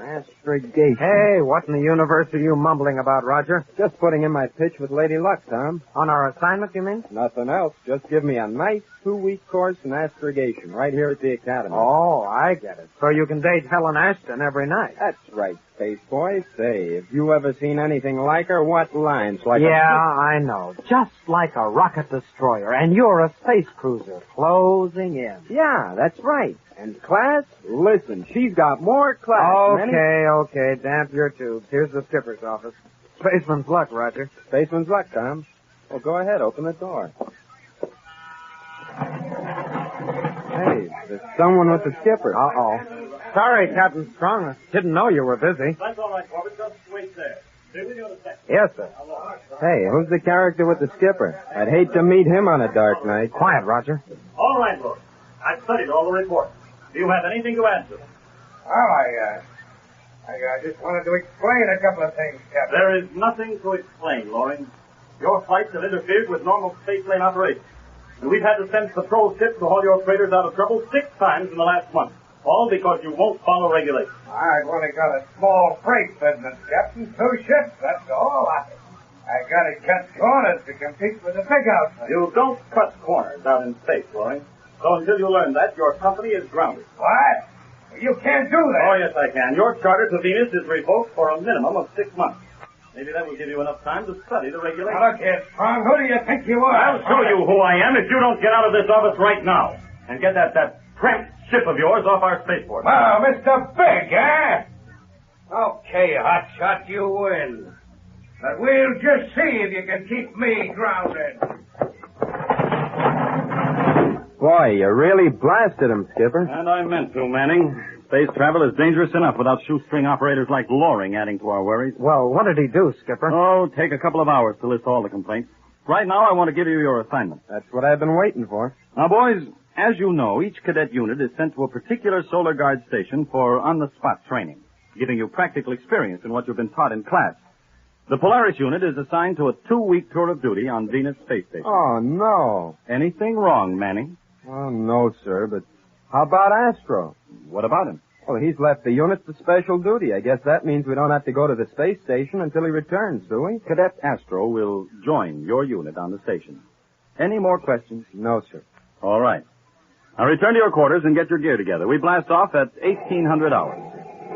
Say, speaking of blast off, look at that old space freighter going up. Loring's still up to his old tricks. He didn't need that much acceleration, and he knew it. Well, you don't have to worry about him, sir. Not after grounding him for 6 months. Well, I hope not.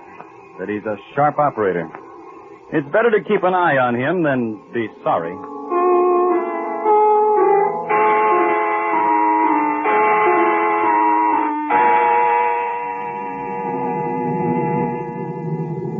Blast your hide, Ross. It's all your fault.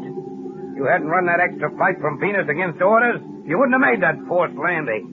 And on the Academy spaceport, of all places, right in the lap of the Solar Guard. Well, you want me to get the cargo through, don't you? Yeah, but I didn't want you to act like a hotshot. Now they've revoked my charter for 6 months. Who gets the franchise they took away from you? Oh, probably the Venusport Space Freight Company. Why? Small outfit, ain't it? With only 4 ships? Yeah, that's right. But they're brand new. Suppose those ships run into trouble. More than there was on yours. A lot of accidents, for instance. Accidents, eh? What kind of accidents? What do you care? Well, I don't want to get mixed up in any killing. The Solar Guard is too tough. Who said anything about killing? Just crack-ups. You leave everything to me. When I get finished with the Venusport Space Freight Company, they'll think they've been hit with their own private asteroid belt. And you'll be back in business again.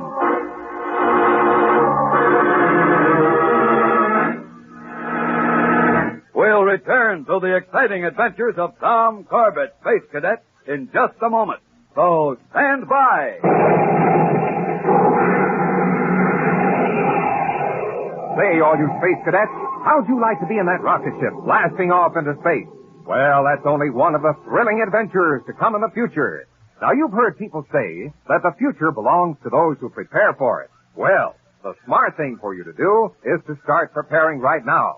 Kellogg's Pep is one of the good foods that helps you to do just that. Now, if you want to help yourself to build strong bone and muscle, one of the ways is to make sure the cereal on your breakfast table is Kellogg's Pep. And you can bet that's the cereal Tom Corbett reaches for each morning at Space Academy. You bet I do, Spaceman. Kellogg's Pep is more than just a swell-tasting breakfast cereal. Pep gives you build-up food values, too. More builder-upper food values than any other wheat flake cereal. More than the average daily need of vitamin D1 and sunshine, vitamin D. If you have your eyes on the future, Spaceman, there's no two ways about it. Ask your mom to serve up the Space Cadet cereal.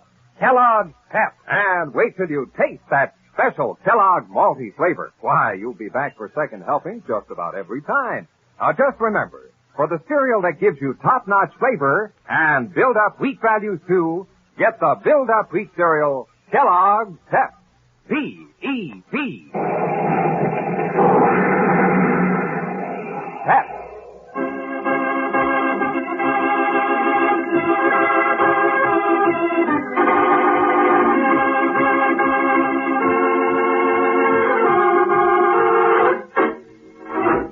Drifting in a steady orbit around its mother planet, the Venus space station looks like a huge metal ball studded with gaping holes, the airlocks, which serve as landing ports for rocket ships.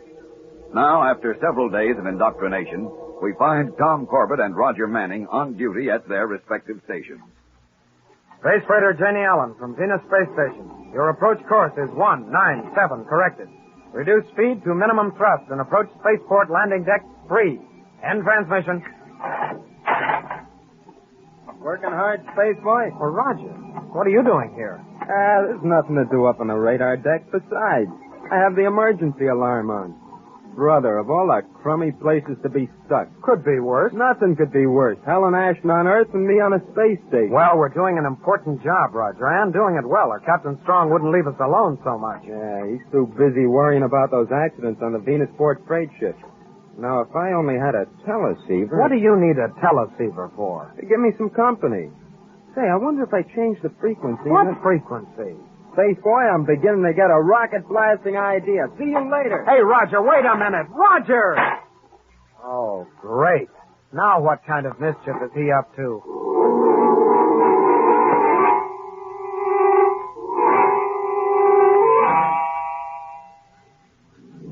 I told you, Loring, I can't get near the Elizabeth Chester. All the accidents must be making them cagey. Oh, it's even more important now to rig up another accident. Why? I found out that Solar Guard's going to investigate Venusport Space Freight Company. If we can set up this accident, it'll be the last straw. We'll be back in business again. Yeah, but how? I told you I can't get near the freighter. They got guards all around it. All right, then, there's only one way. We have to blast off with her. With her? Yeah. She carries passengers. We'll make her crack up in space. Yeah, but what happens to us? We'll get out the escape hatch and spacesuit. And drift around in space? Oh, no, not for me. Listen, we'll fix everything so we can jump out near the Venus Space Station. And when the Elizabeth Chester cracks up, we'll be the only survivors. The station will send out a jet boat and we'll be saved. Yeah, but, that means killing the crew. Look who's afraid now. I don't like it, Loring. I'd rather wait. We can't wait. I'll go and make the arrangements for the tickets now. And you get whatever you need to make this the worst accident the Venusport Company ever had.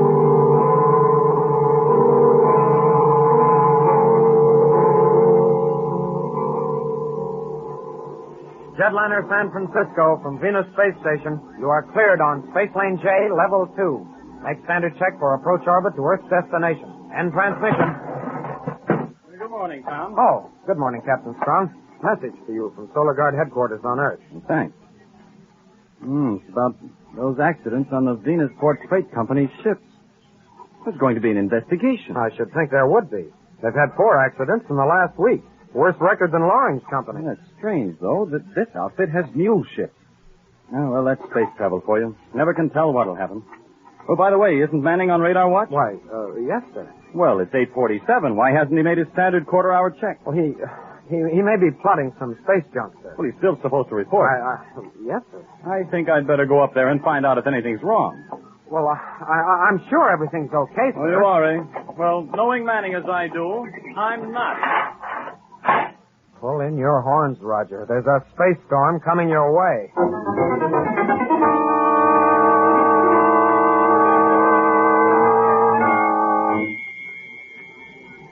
It was easy, Arnie. I switched the radar frequency on the station, beamed to a teleceiver line on Earth, and called you up, my little space pet. Genius, huh?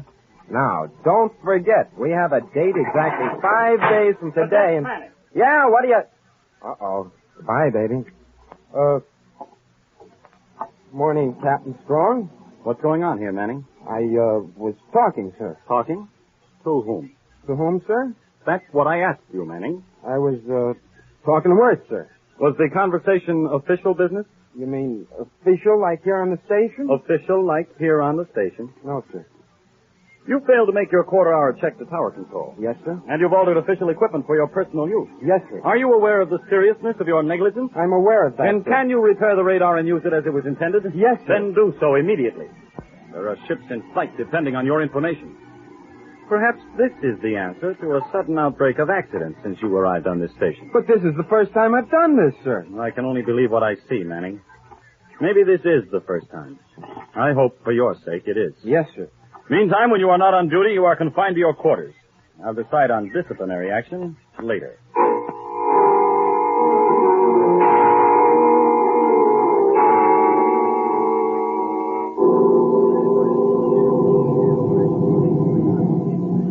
Come on, Ross. Hurry up and get that spacesuit on. Take it easy, Loring. We got plenty of time. No, we haven't. Control deck is already in contact with the space station. Okay. Okay, help me get this over my shoulder. Okay, I got it now. All right, we better put on our space helmets now. Might not get a chance later. Yeah, you're right.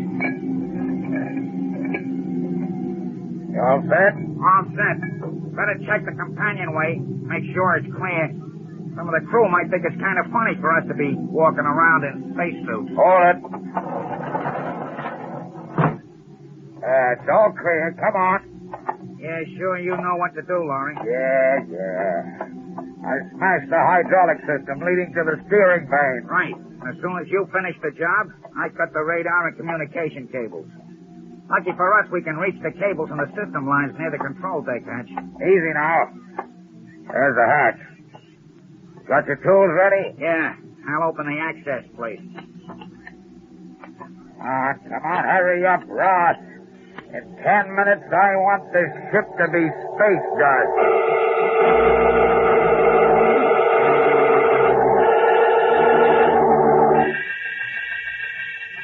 Elizabeth Chester from Space Station. Correct your course and reduce speed. Acknowledge.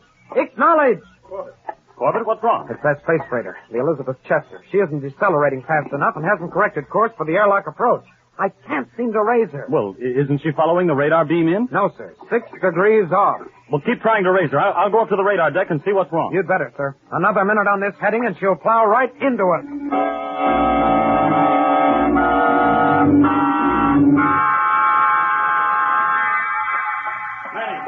Manning. Aye, Captain Storm? What's the matter with your radar beam on the Elizabeth Chester?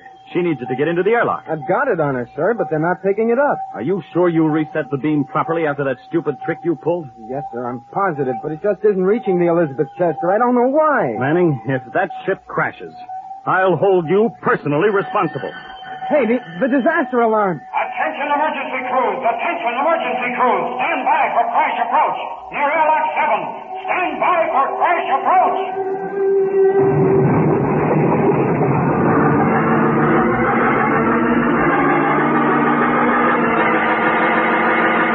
We'll return to the exciting adventures of Tom Corbett, Space Cadet, in just a moment, so stand by. Here's the latest word about the sensational new prize you get in every package of Kellogg's Pep. It's called a Magic Eye. The magic eye is a bright, shining plastic disc with a picture mounted in the center. But wait!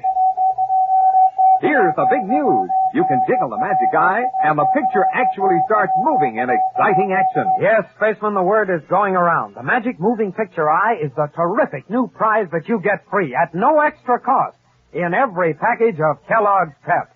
You just get a package of Better Than Ever Kellogg's Pep. Open it up, and there's your magic eye. Nothing to mail in and no waiting. And can you have fun with these magic eyes? With one, you'll see a giant locomotive thundering down the track. Another magic eye shows a Douglas jet plane streaking through the clouds. And besides, you can see Paramount star Bob Hope swinging a bat. Tennis star Bobby Riggs showing his famous backhand. Yes, you can get as many as 16 different magic eyes, each one crammed with exciting action. Start your collection today. Get a package of Kellogg's Pep from your neighborhood grocers. Open it up, and while you're enjoying the best-tasting wheat cereal ever, you'll be having fun with a magic eye that comes right on the package.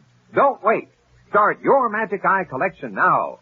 Get the Build-Up Wheat Cereal. Kellogg's Pep. P-E-P. Pep.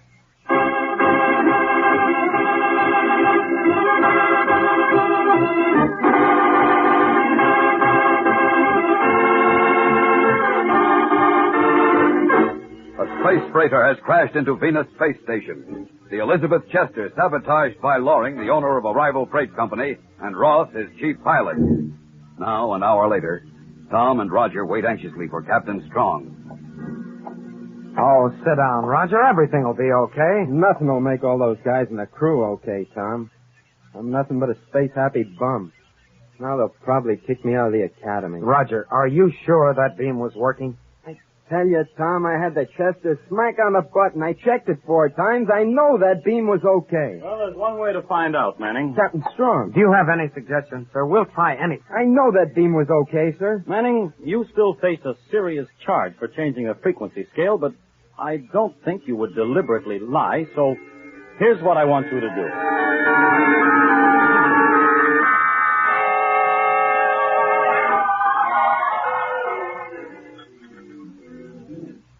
Want more coffee, Russ? Who wants coffee when there's going to be an Academy investigation?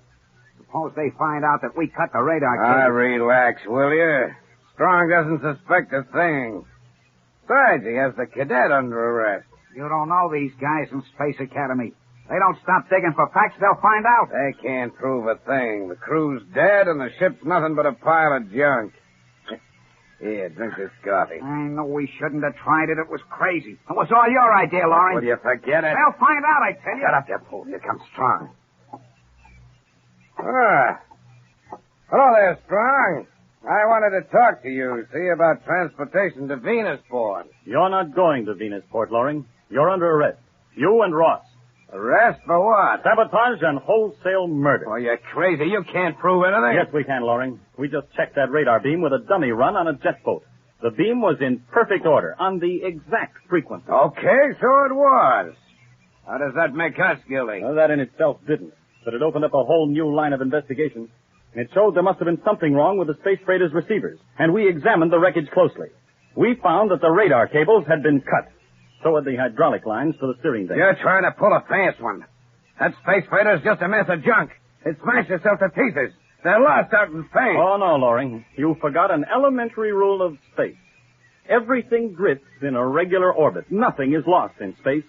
And the wreckage of the Elizabeth Chester floated along right with the space station. So it was an easy job to find the section where you'd cut the cables and broken the hydraulic system. I told you, Loring. I told you it wouldn't work. Shut up, Ross. No, I'm getting out of here. They're not putting me on a penal asteroid. Ross, come back here. Ross, get away from that airlock. Ross, look.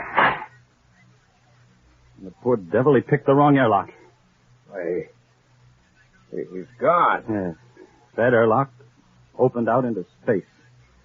No one can help him now. He's paid in full for the crew of the Elizabeth Chester.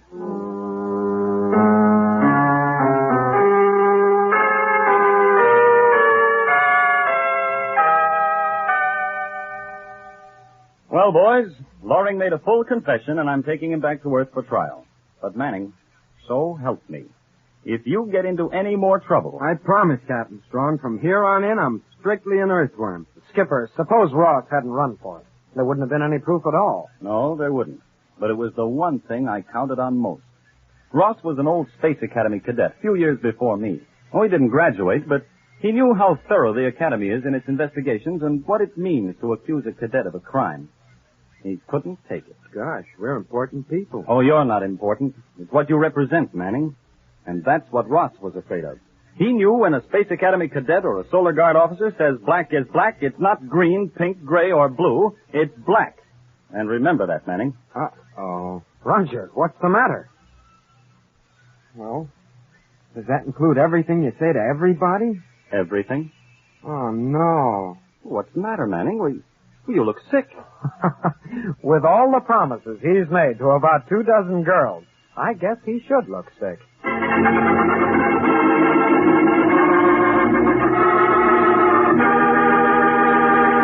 Don't miss the next action-packed adventure with Tom Corbett, Space Cadet, on Thursday, when Tom and Roger receive a deadly warning that sends them into the jungles of Venus in Part 2 of The Space Station of Danger.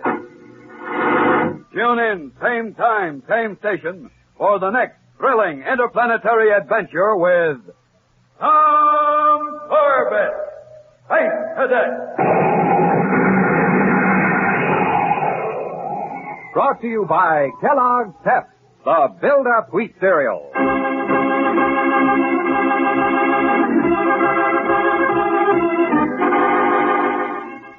Tom Corbett, Space Cadet, starring Frankie Thomas, can also be seen on television and appears in the comic sections of many of America's leading newspapers. Look for it daily and in weekend editions. Featured in the cast were Edward Bryce and Jan Merlin.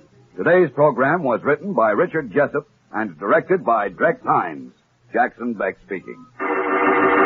Kellogg's Raisin Bran has a secret. Kellogg's Raisin Bran has a secret. And what a secret! In Kellogg's Raisin Bran, the tasty raisins are dipped in honeycomb. That means plumper, more tender raisins, along with delicious golden crisp bran flakes, both fruit and cereal, all in one box.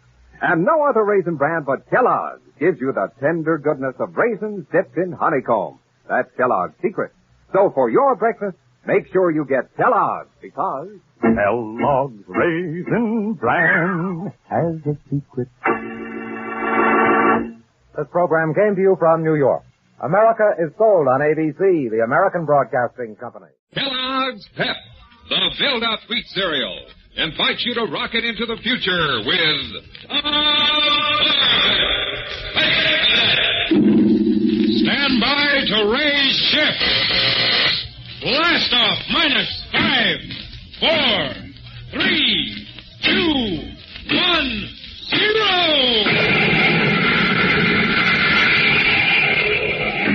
Rolling rockets blast off to distant planets and far-flung stars, we take you to the age of the conquest of space with Tom Corbett, Space Cadet.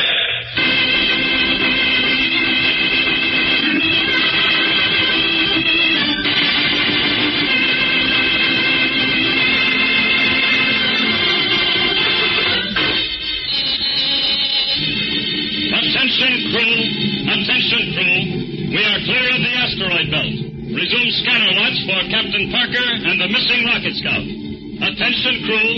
Manned by Captain Strong and his crew of space cadets, the rocket cruiser Polaris blasts through the blackness of the void, combing millions of miles of empty space for the missing rocket scout 4J9, unreported for almost 3 days.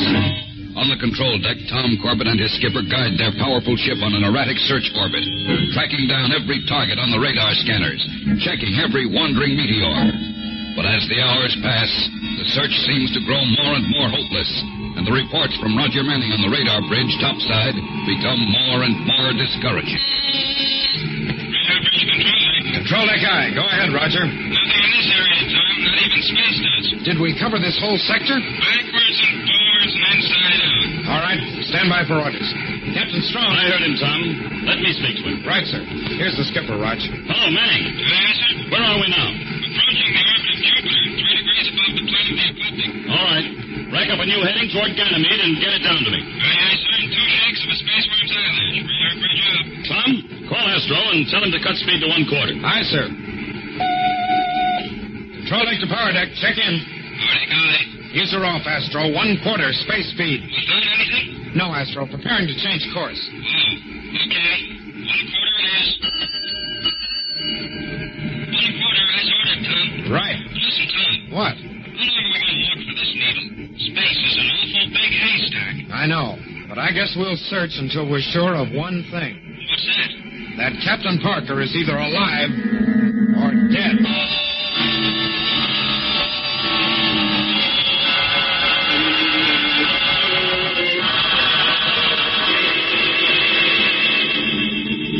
Well, Tom, Commander Arkwright feels that further search is useless. He's ordering us back to Earth. Oh, no, sir, not yet. Orders are orders, Tom. Notify Manning to plot a new course back to Earth. Yes, sir. Radar bridge control deck. Control deck eye. What is it, Raj? I was just going to call you. Listen, Tom, I don't know whether I'm seeing spots in front of my eyes or not, but I'm getting a blip on my scanner. Well, you've had them before. Probably a meteorite. Just a space hobo. Manning, feed it down here on the control deck screen. Let me have a look at it. Aye, sir, here it is. Tom, that's no meteor. That space hobo is a jet boat. A jet boat? It must belong to the rocket scout. Right, and Captain Parker must be on it.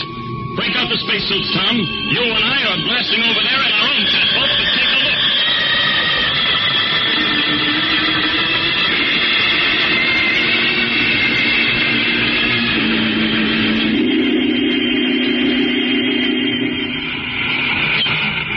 Steady, Tom. We're coming alongside. Give me braking rockets full. Braking rockets full. 2 degrees starboard. Aye, sir. Steady now.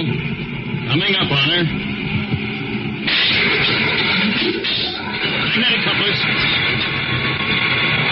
Nice work, Tom. Our airlocks are in conjunction. Cut all jet power. All ready to go aboard, sir. Right. I'll open the airlocks. I'll open the other portal, sir. Right. Okay, sir. We can climb in. Come on. Be careful, Tom. Okay, we're over now. Parker! Parker! See him anywhere, sir? No. Parker! Parker, where are you?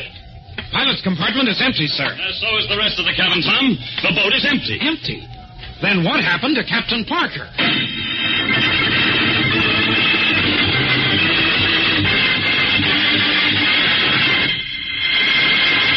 We'll return to the exciting adventures of Tom Corbett, Space Cadet, in just a moment, so stand by.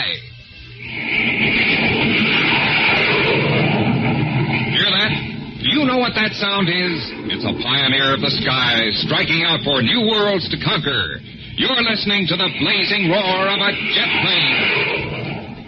You fellas and girls, when you grow up, there will be new frontiers to conquer, new challenges, new discoveries in the air age of tomorrow. When the time comes, will you have what it takes to be a jet pilot?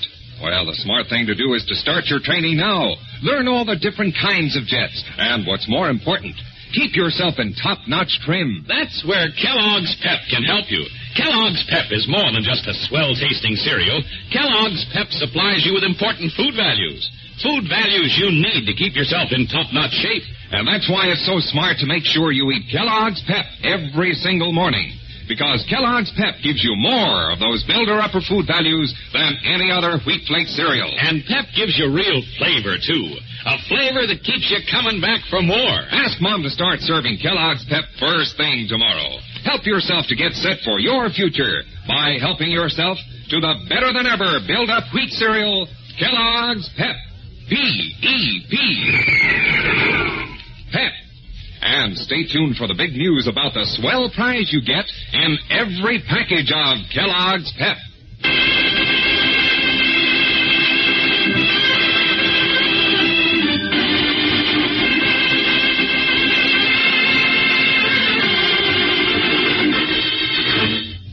Searching through the endless darkness of space for Captain Parker and the missing rocket scout 4J9, Captain Strong and the Space Cadets have finally found his emergency jet boat.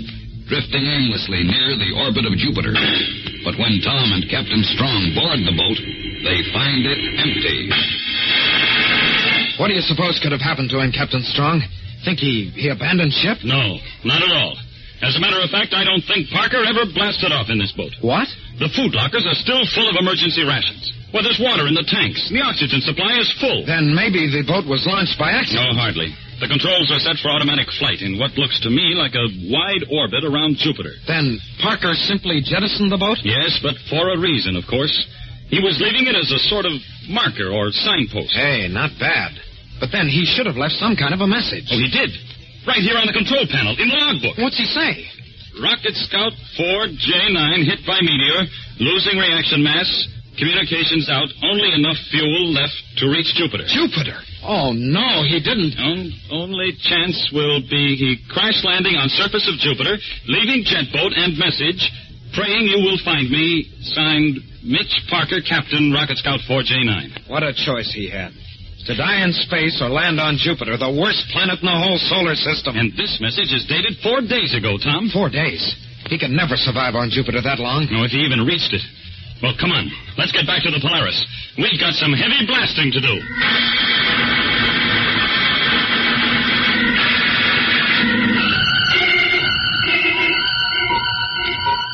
Hey, Roger. Roger. Yeah, what do you want, Astro? Any word from the skipper and Tom? They've been on that jet boat for 15 minutes now. I'll say there's word. The skipper just called me. They're on the way back, and he's ordered me to rack up a new heading. Straight for Jupiter. Jupiter? Oh, no. After all the times they've told us to avoid that planet like a plague? Manning, have you got that heading? Oh, yes, Captain Strong, but, But what, Manning? Well, you're not serious, are you, sir? We're really going to land on Jupiter? Now, look, Captain Parker had to sit down on Jupiter. I'm sure he would have preferred a nice, warm, civilized place like Earth or Venus or Mars, but he had no choice. And if by some remote miracle he's been able to survive the storms, cold, and the miserable freezing nights, we're going to find him. Is that clear? Yes, sir. Sure is, sir. Then man your stations. We blast in 1 minute.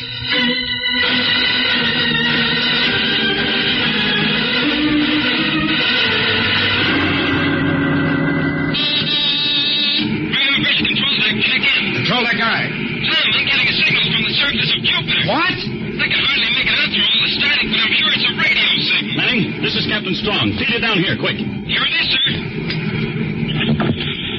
Can you make anything out of it, sir? Oh, it's a lot of hash, but it's a radio signal, all right. I think someone down there is trying to get through, sir. But I can't make it out. It's so garbled. Well, we'll cut closer to the surface. Maybe the signal will come in stronger, and we can find out where it's coming from. Hello, power deck. Give me full space speed. We're going in.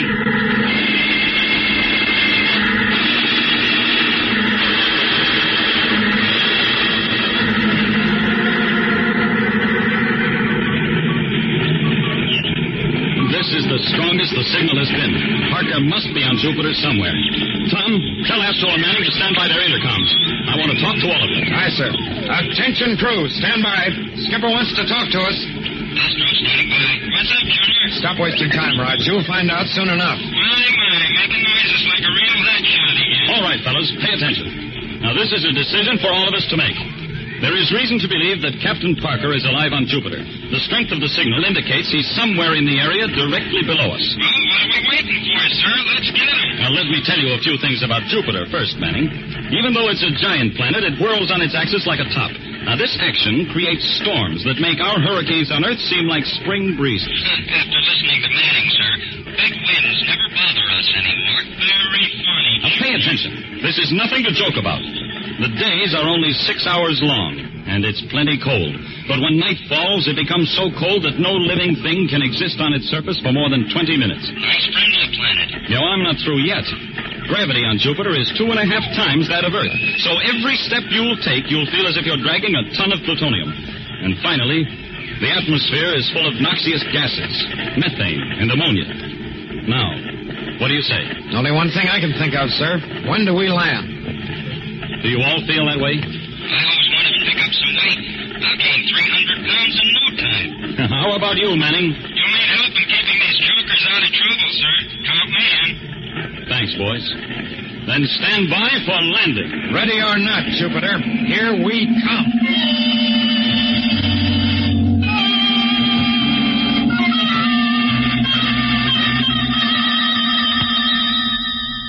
Well, we're down, sir. Oh, that was a rough one. You mean we made it? We're still in one piece? Yeah, Roger. Spaceman's luck was riding with us. I don't know how you did it, Captain Strong. I've been holding my breath for the last 30 seconds. I told you guys I'd bring you down okay. Uh-huh. Thanks, Manning. All right, now, let's get to work. Tom, see if you can raise Parker's ship. Aye, sir. Rocket Cruiser Polaris to Rocket Scout 4J9. Rocket Cruiser Polaris to Rocket Scout 4J9. Come in. Come in, Captain Parker. Nothing at all, sir. Just a lot of electronic interference. I was afraid of that. Corbett and Manning, break out your thermal suits and storm gear. We'll have a look around outside. I'll meet you at the airlock. Aye, sir. And don't forget your respirators. You won't last 30 seconds in that methane and ammonia atmosphere. Captain Strong, what about me? Somebody has to stay aboard the ship, Astro, and you're it. How do you rate all these soft jobs, Astro? Doping off in here while we freeze out there on this overgrown iceberg. Turn off the space gas. If he told you to stay in here, you'd have griped your head off. Blow your jets. The skipper's taking me along because he wants to be sure of finding Captain Parker, that's all. Manning, your hot air should raise the temperature of Jupiter enough to make it a tropical paradise. Go on now. Blast off.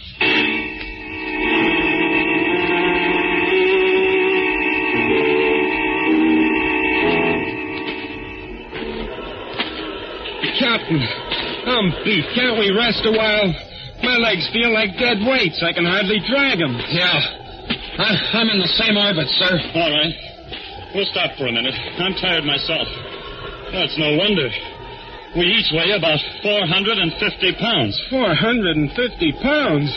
I ought to start reducing. The only thing you ought to reduce is the size of your head. One more crack like that and I'll reduce the number of your teeth. Are you fellas at it again? I guess we're a little tired, sir. Sorry. Well, just rest here while I look around. What does he think he's going to see through that electronic viewer? All we're looking for is a bunch of static. This entire mission's been a wild goose chase from the start. Hold it, Roger. The skipper's waving at us and pointing at something. Give me that viewer. Here. Yeah. I see it. It's a spaceship. Of all the blind luck, we found it. I don't believe it. Let me look. Jumping Jupiter. What do you know? I brought the Polaris right to it. Come on, boys. Come on, boys. We have only 2 hours of daylight left. And that ship is over a mile away. A mile? I can cover that in no seconds flat. Yeah, on Earth you can, but not on Jupiter. Well, let's go.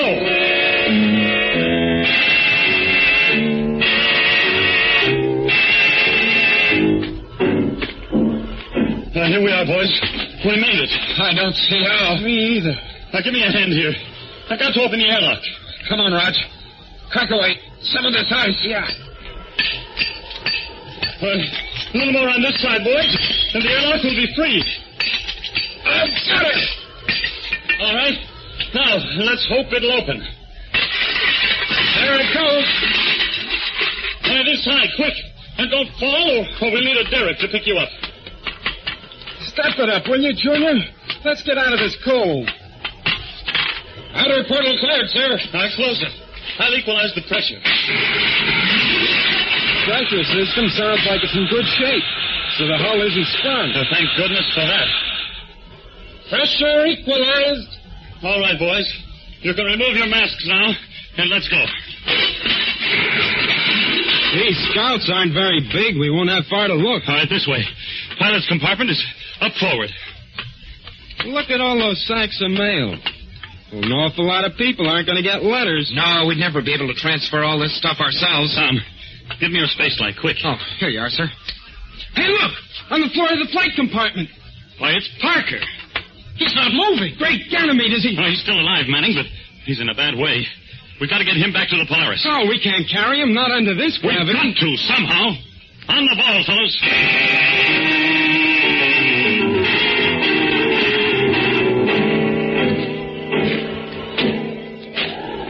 Hey, can't we stop a minute? This is murder. No, Manning. Keep moving. Every minute out here lessens Parker's chances. It's getting dark. Awfully fast, Captain Strong. But that's another reason to move. No one can survive out here at night. Now get rolling. Hey, what's that? Captain Strong. Look! Up there on top of those mountains. I must be seeing things. The mountains are blowing their tops. There's the hydrogen in the methane atmosphere. uniting with the sodium in the mountainside. The ground! It's moving! An earthquake! Get down flat! Quick! No, don't! You'll never get up again. Come on, both of you. Get in a huddle. We'll lean on each other and brace ourselves. It's our only chance.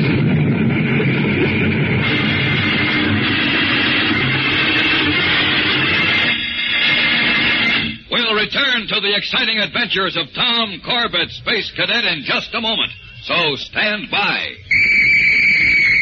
Hold everything. Listen to the big news about the magic moving picture eye, brought to you by Kellogg's Pep. Fellas and girls, just ask Mom to buy Kellogg's Pep, and then you'll get the swellest prize you ever saw, a magic moving picture eye. Here's how the magic eye works. It's a gleaming plastic disc with a picture in the middle. When you hold the magic eye in your hand and tip it back and forth, the picture starts to move. Really move. Say, you'll have everybody guessing about your magic power. You'll see speeding trains, movie stars and sport champions like Bob Hope of Paramount Pictures and tennis star Bobby Riggs. And pictures of your TV favorites like Tom Corbett. 16 different pictures altogether. And best of all, listen to this. To get your magic eye, you don't have to send in. You don't have to mail any box tops. Your magic eye is waiting for you right now at your neighborhood grocer's. That's right. There's a magic moving picture eye packed in every box of Kellogg's Pep. Free. At no extra cost. Yes, at the same time that you get a better-than-ever tasting cereal that helps you to have good bones and strong muscle, you get a swell prize, too. Start your magic moving picture eye collection now. That's right. Get your magic eye. Ask Mom to buy Kellogg's Pep. P-E-P. Pep.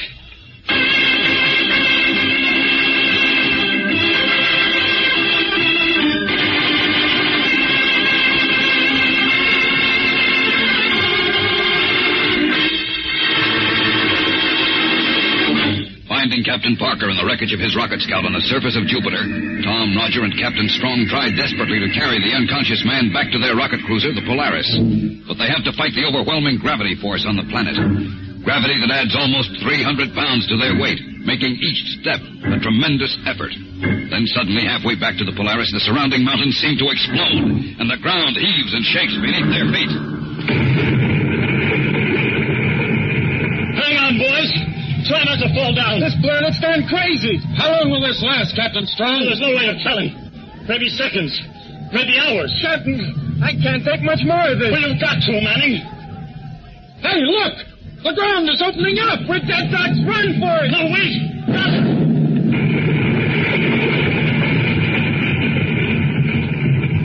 Jumping jets. That chasm opened up right behind us. 2 feet closer and we would have dropped through. Listen, boys. Those explosions, they're dying down. Guess the worst of it is over, sir. Temporarily. They'll start again. So let's get moving while we still have the chance. The next earthquake may wreck the Polaris.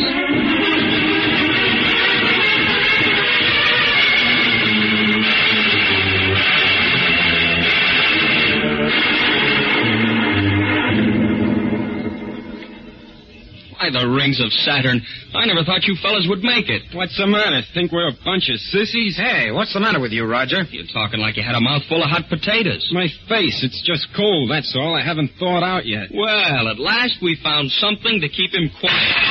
All right, boys. All right.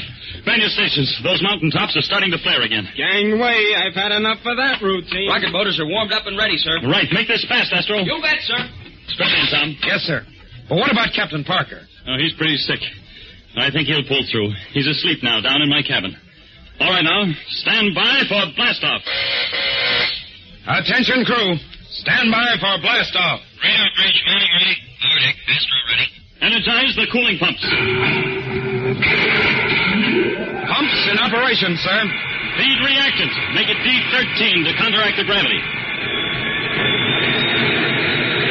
Reactant reading at D13 rate, sir. Switch in takeoff gyros. Gyros on, sir. Honestly, Skipper, I never thought we'd ever get off Jupiter alive. Huh? I had some very strong doubts myself. 5 seconds to blast off.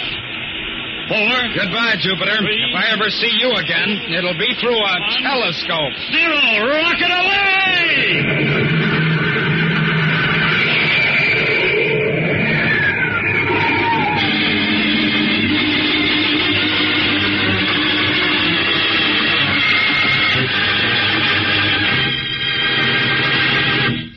the next action-packed adventure with Tom Corbett and the Space Cadets on Tuesday, when danger and death strike from the void in the mystery of the Space Station of Danger. Tune in, same time, same station, for the next thrilling interplanetary adventure with Tom Corbett, Space Cadet.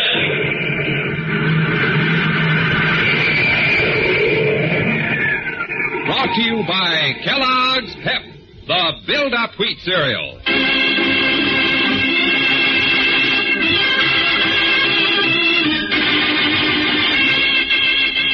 Tom Corbett, Space Cadet, starring Frankie Thomas, can also be seen on television and appears in the comic sections of many of America's leading newspapers.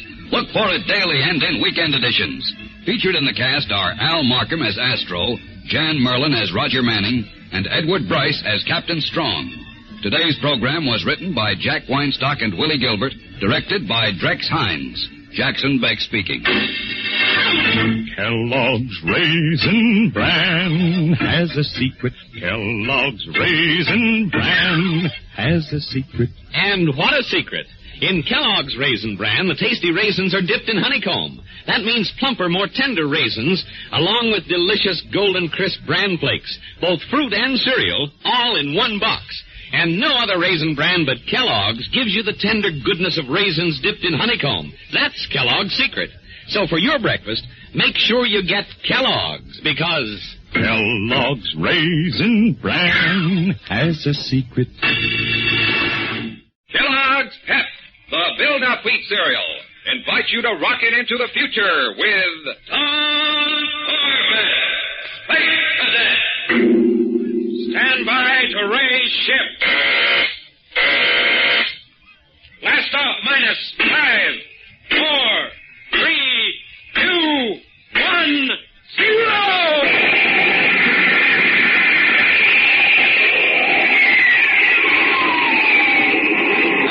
Rockets blast off to distant planets and far-flung stars, we take you to the age of the conquest of space with Tom Corbett, Space Cadet.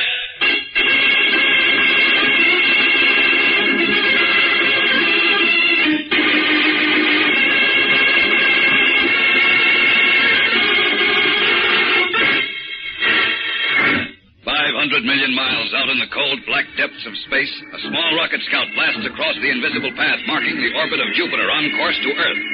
In the narrow cylindrical cockpit forward near the nose of the silvery ship, the pilot transmits a routine teleceiver call across the void. And in a small metal hut on Mars, the sleepy-eyed operator shakes himself awake as the call crackles in his earphones. Space Station M5 from Rocket Scout 4J9. Come in. Rocket Scout 4J9 from Space Station M5. Go ahead. This is 4J9. Space Mail Service. Tactical aid to Earth. Position. Crossing orbit of Jupiter. Northwest quadrant. 5 degrees over plane of the ecliptic. Holding course 160. Wouldn't believe it. Parker, what's wrong with you? Damn it, Blake. Parker, come in. Hello, Parker. Can you hear me? Parker. Rocket Scout 4J9 from Space Station M5. Come in. Great Ganymede. M5 to all space stations. M5 to all space stations. Stand by. Disaster alert. Stand by.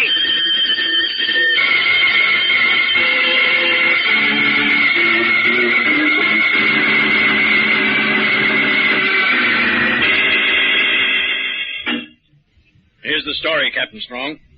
2 days ago, Captain Mitch Parker was inbound from Titan on the Earth-Titan mail run. He made routine teleceiver contact with Space Station M5 on Mars to give position and standard data. Suddenly, contact was broken for some unknown reason. We haven't been able to raise him since. Any search operations underway, Commander Arkwright? Of course. I sent all patrol ships into the area immediately. Even pulled rocket liners and space freighters off orbit. But they haven't found a trace of Parker or his ship. Well, it's only been 2 days, sir. I realize that. The ships that are looking for Parker now have to be released. I'm organizing a full-scale rescue operation to begin tomorrow. Do you think your cadet crew is experienced enough for an assignment like this? For the Polaris crew, of course, sir. It'll be a long and difficult search, Strong. Even dangerous. Don't worry about them, sir.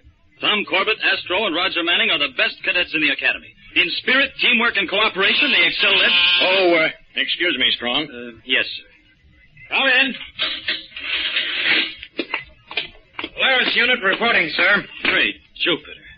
Tom, what happened to you? What happened to all of them? They look like they've been through a reaction chamber. Well, Tom? The officer of the day told us to report to you for disciplinary action, Commander Arkwright. Disciplinary action?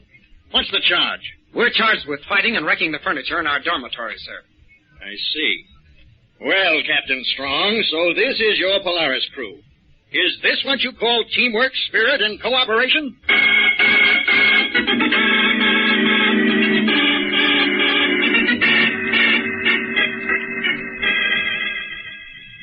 Well, boys, I managed to square it with Commander Arkwright for you. He won't take any disciplinary action until this mission is over. Oh, that's great, Captain Strong. Swell. I knew you'd come through for us, But Skipper. now I want to know what this is all about. Why, Who started it this time? Well, I'm waiting for an answer. Sir, I think I can explain. I'd be interested in something like that, Corbett. Well? Astro and Roger had a difference of opinion, and I tried to settle it, and Roger disagreed with me, and Astro disagreed too, and, well, I disagreed with both of them, and the next thing I knew the bunk fell on Astro and the table was knocked over, and... And you just tore your uniform, and Roger happened to grow that black eye, and Astro accidentally cut his lip. I guess so. All right. Now get this, all of it. The next time I catch the three of you fighting, I'm going to make earthworms out of you. You'll do all your rocketeering in the mess hall with a bucket and mop. You understand? Right, Captain. All right. Dismissed. Oh, what a crew. Captain Strong here. This is Commander Arkwright. Oh, yes, sir. Alert your crew for immediate blast-off. Immediate? But I thought you said One of the space freighters found a trace of reaction mass between Jupiter and the asteroid belt. From Parker's ship? No way of telling yet. But if he jettisons his fuel, he may be in serious trouble and completely helpless. You've got to work fast if you're going to save him.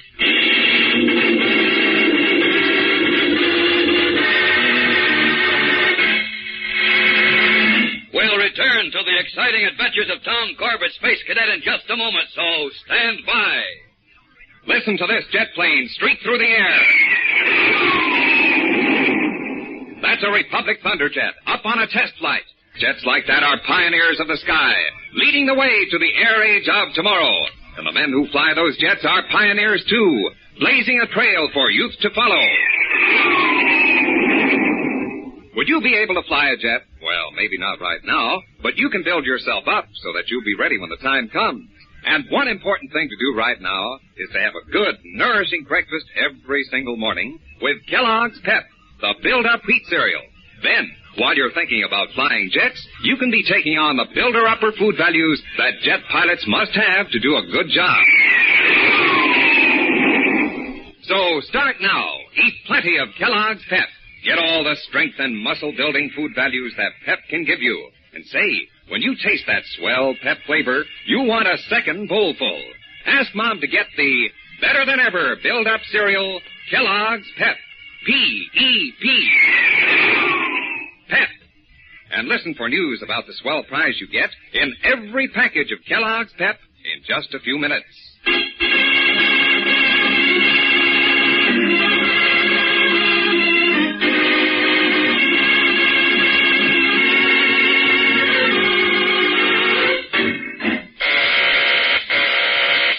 Attention, crew.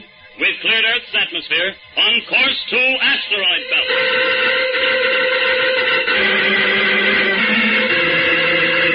The giant search operation has begun. The search through the vast reaches of space for a missing rocket scout. And now, as the rocket cruiser Polaris blasts through the void at full space speed, Captain Strong briefs his cadet crew.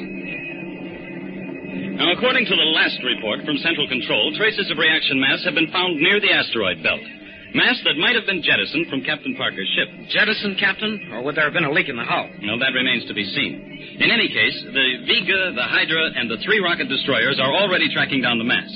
We're going to take a shortcut. What do you mean, shortcut, sir? Corbett, if you were on a rocket scout ship and developed trouble, what would you do? Well, if I couldn't repair it in space, I'd call for help. You need it. Cut that, Manning. Now, if your communications were destroyed, what would you do? Well, I'd try to set down somewhere and see if I could repair her. Right. Now, wouldn't it be logical to assume that that's what Captain Parker did? But where could he land, sir? The only space junk of any size around here is in the asteroid belt. Right, Astro. And we're going to go through the asteroid belt and look for him. Through it? Oh, brother, this is going to be rough. No, rough isn't the word, Manning, but I think it's our best bet. I guess you're right, Captain. If the ship can take it, we can, sir. All right. You can relax for a while now. Maintain your usual 4-hour deck watches until we reach our search position. I'm going topside to contact Commander Arkwright for further orders. And, by the way, in case you don't remember, Academy regulations hold good on shipboard.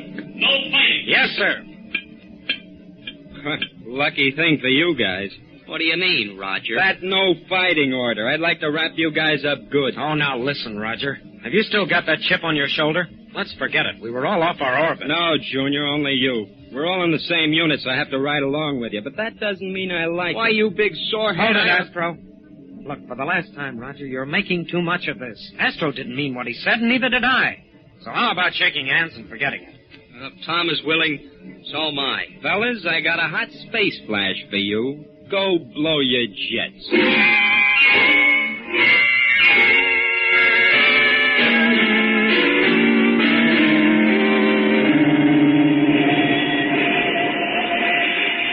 Control deck to radar bridge.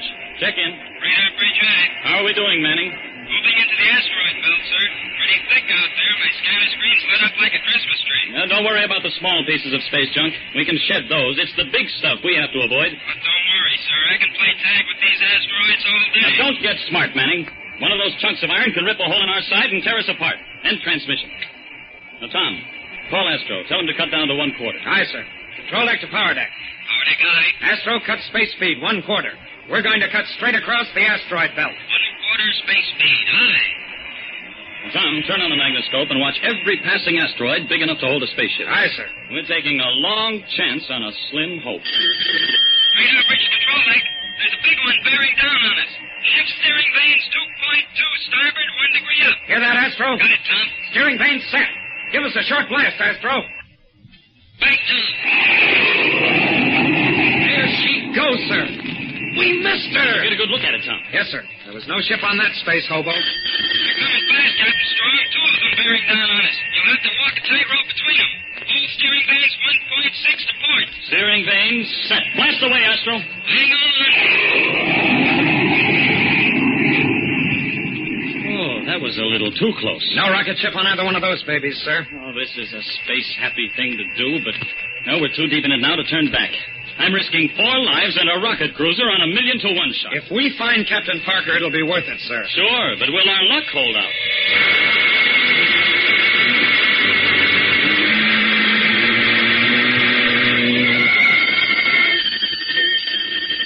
Radar bridge control deck. Here comes the daddy of them all. Swing her wide. 12.4 degrees to port, 5 degrees up. 12.4 degrees to port, 5 degrees up. Astro, don't spare the neutrons. A long blast this time. Hold tight. Opening up. Are they clearing it? Yes, sir. Hold on. Here comes another one. We can't touch this one. Brace yourself to crash. Brace yourself.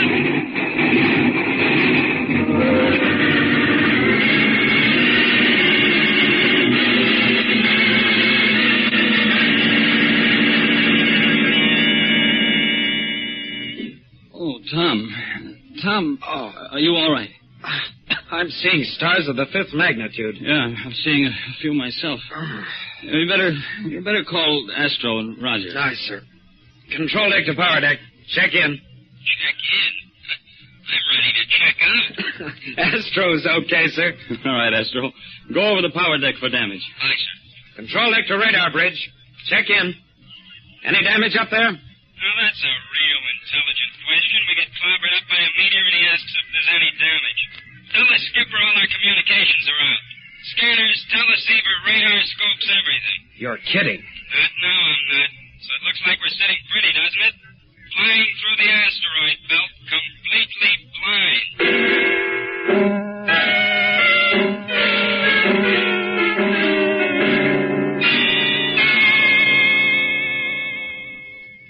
Well, boys, I've checked the ship completely. Outside of the blackout on the radar bridge, we're still in one piece. Yeah, but how about that blackout, sir? We're sitting ducks for every piece of space junk in the belt. Well, not since we've cut our power, Roger. We're drifting in a steady orbit now, along with all the other space junk.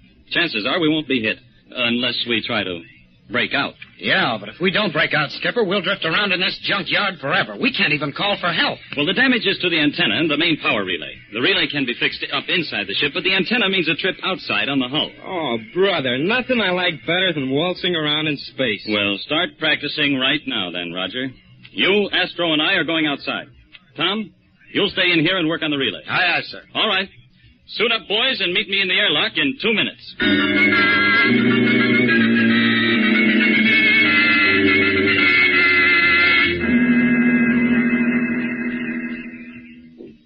Here, Roger. Let me help you with your helmet. Don't bother, I can do it myself. All right, hot shot. Have it your way. And listen, you be careful you don't fall off the hull. I don't feel like fishing you out of space. All right, boys. Now that you've got your fish poles on, check your oxygen tanks for twice normal pressure. Oxygen check. Okay, sir. Okay here, too, sir. Right. Let's go. Open the portal, Astro. Inner portal closed, sir. Equalize pressure. Pressure equalized, sir. Open the outer portal, Manning. Aye, sir. Let's Open, go. sir. Hook up your static lines as soon as you're on the hull. And remember, keep your magnetic boots flat against the hull.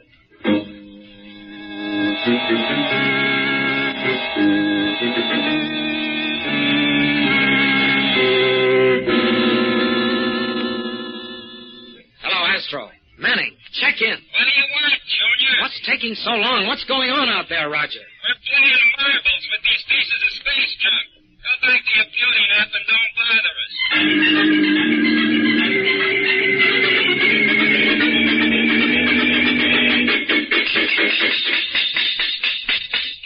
Hand me that wrench, Astro, and those adapters. Right, sir. But what's happened to all the space junk? Seems awful empty out here. Yeah, we may have drifted through the worst of it. I don't know. It's too quiet after all the battering we took. Hand me that number 3 adapter, Astro. Yes, sir. You know, I'll never get used to working upside down like this and not falling off.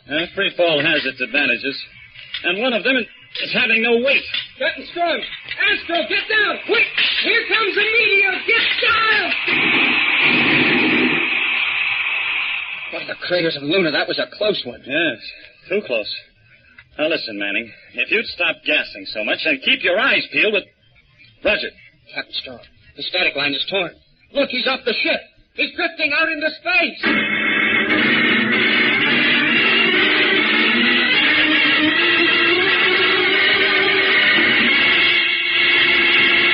We'll return to the exciting adventures of Tom Corbett, Space Cadet, in just a moment, so stand by.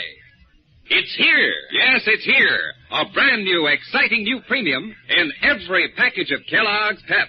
And it's waiting for you right this instant at your grocery store. That's right, boys and girls. In every box of Kellogg's Pep, there's a magic moving picture eye. The magic eye is a gleaming plastic disc. And right in the center, there's an exciting picture. When you tilt the magic eye back and forth, the picture actually starts moving. There are pictures of planes, trains, and TV and movie stars like Tom Corbett and Bob Hope of Paramount Pictures and The Bob Hope Show. Yes, sir. Every magic eye has a picture that's packed with famous people in action. You can collect as many as 16 different magic eyes. 16 different pictures altogether. So easy to get, too. There's one waiting for you now, free, at no extra cost, in every single package of Kellogg's Pep. You'd better start your collection today. Remember, for your magic eye, ask Mom to buy P-E-P. Pep.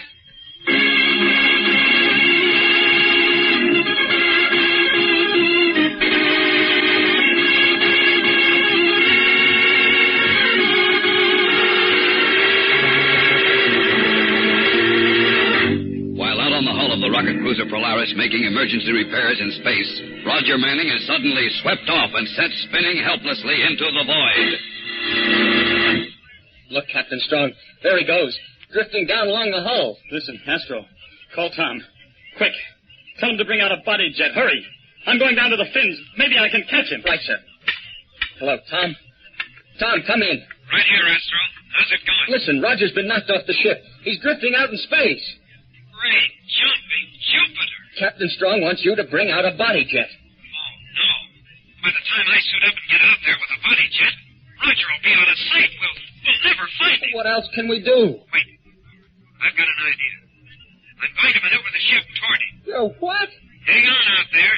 I'm firing up our rocket. Oh, brother. Spaceman's left, pal.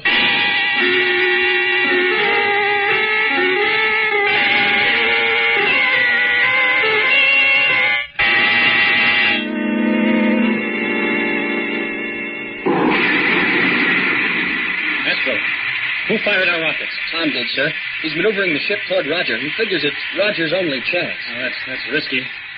He might fry Roger in the exhaust blast. Oh, but maybe it's the better gamble. Better hold on, sir.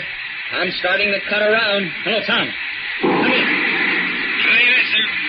Watch your heading. Don't over-control or you'll spin us completely around. Doing my best. Now, ease off now. Hold her straight and level as you can.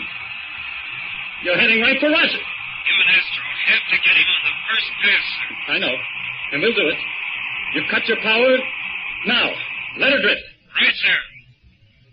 Captain Strong, we're going to miss him. We're going to miss him by at least 10 feet.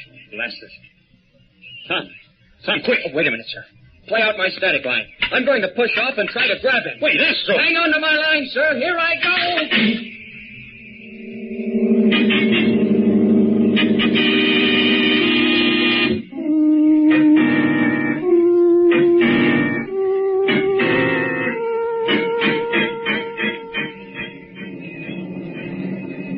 How's Roger now, Captain Strong? Will he be okay? Yes, Tom, he'll be all right. Just suffering from shock. Those blood pills will fix him up fine. Hey, he's coming out of it. What's going on here? What am I doing in this bunk? You were knocked off the ship, Roger. Me? Uh-huh, and we had to fish you out of space. You're full of meteor dust. Well, it's the truth, Manning. If it hadn't been for Tom and Astro, you'd be a part of the asteroid belt now.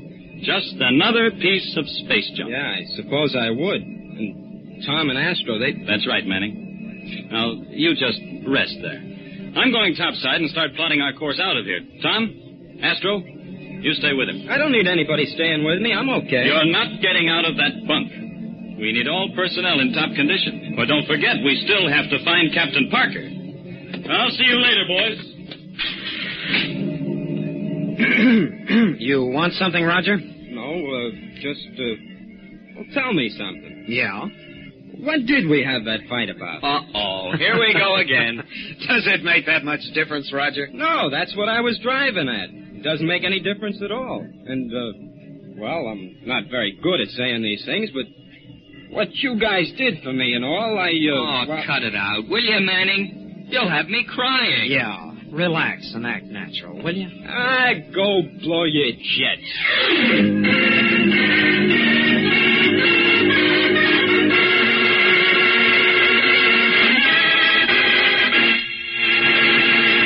Don't miss the next action-packed adventure with Tom Corbett and the Space Cadets on Thursday, when the search for Captain Parker and the missing rocket scout is resumed, and the boys rocket into danger. Tune in, same time, same station for the next thrilling interplanetary adventure with Tom Corbett, Space Cadet. Brought to you by Kellogg's Pep, the build-up wheat cereal.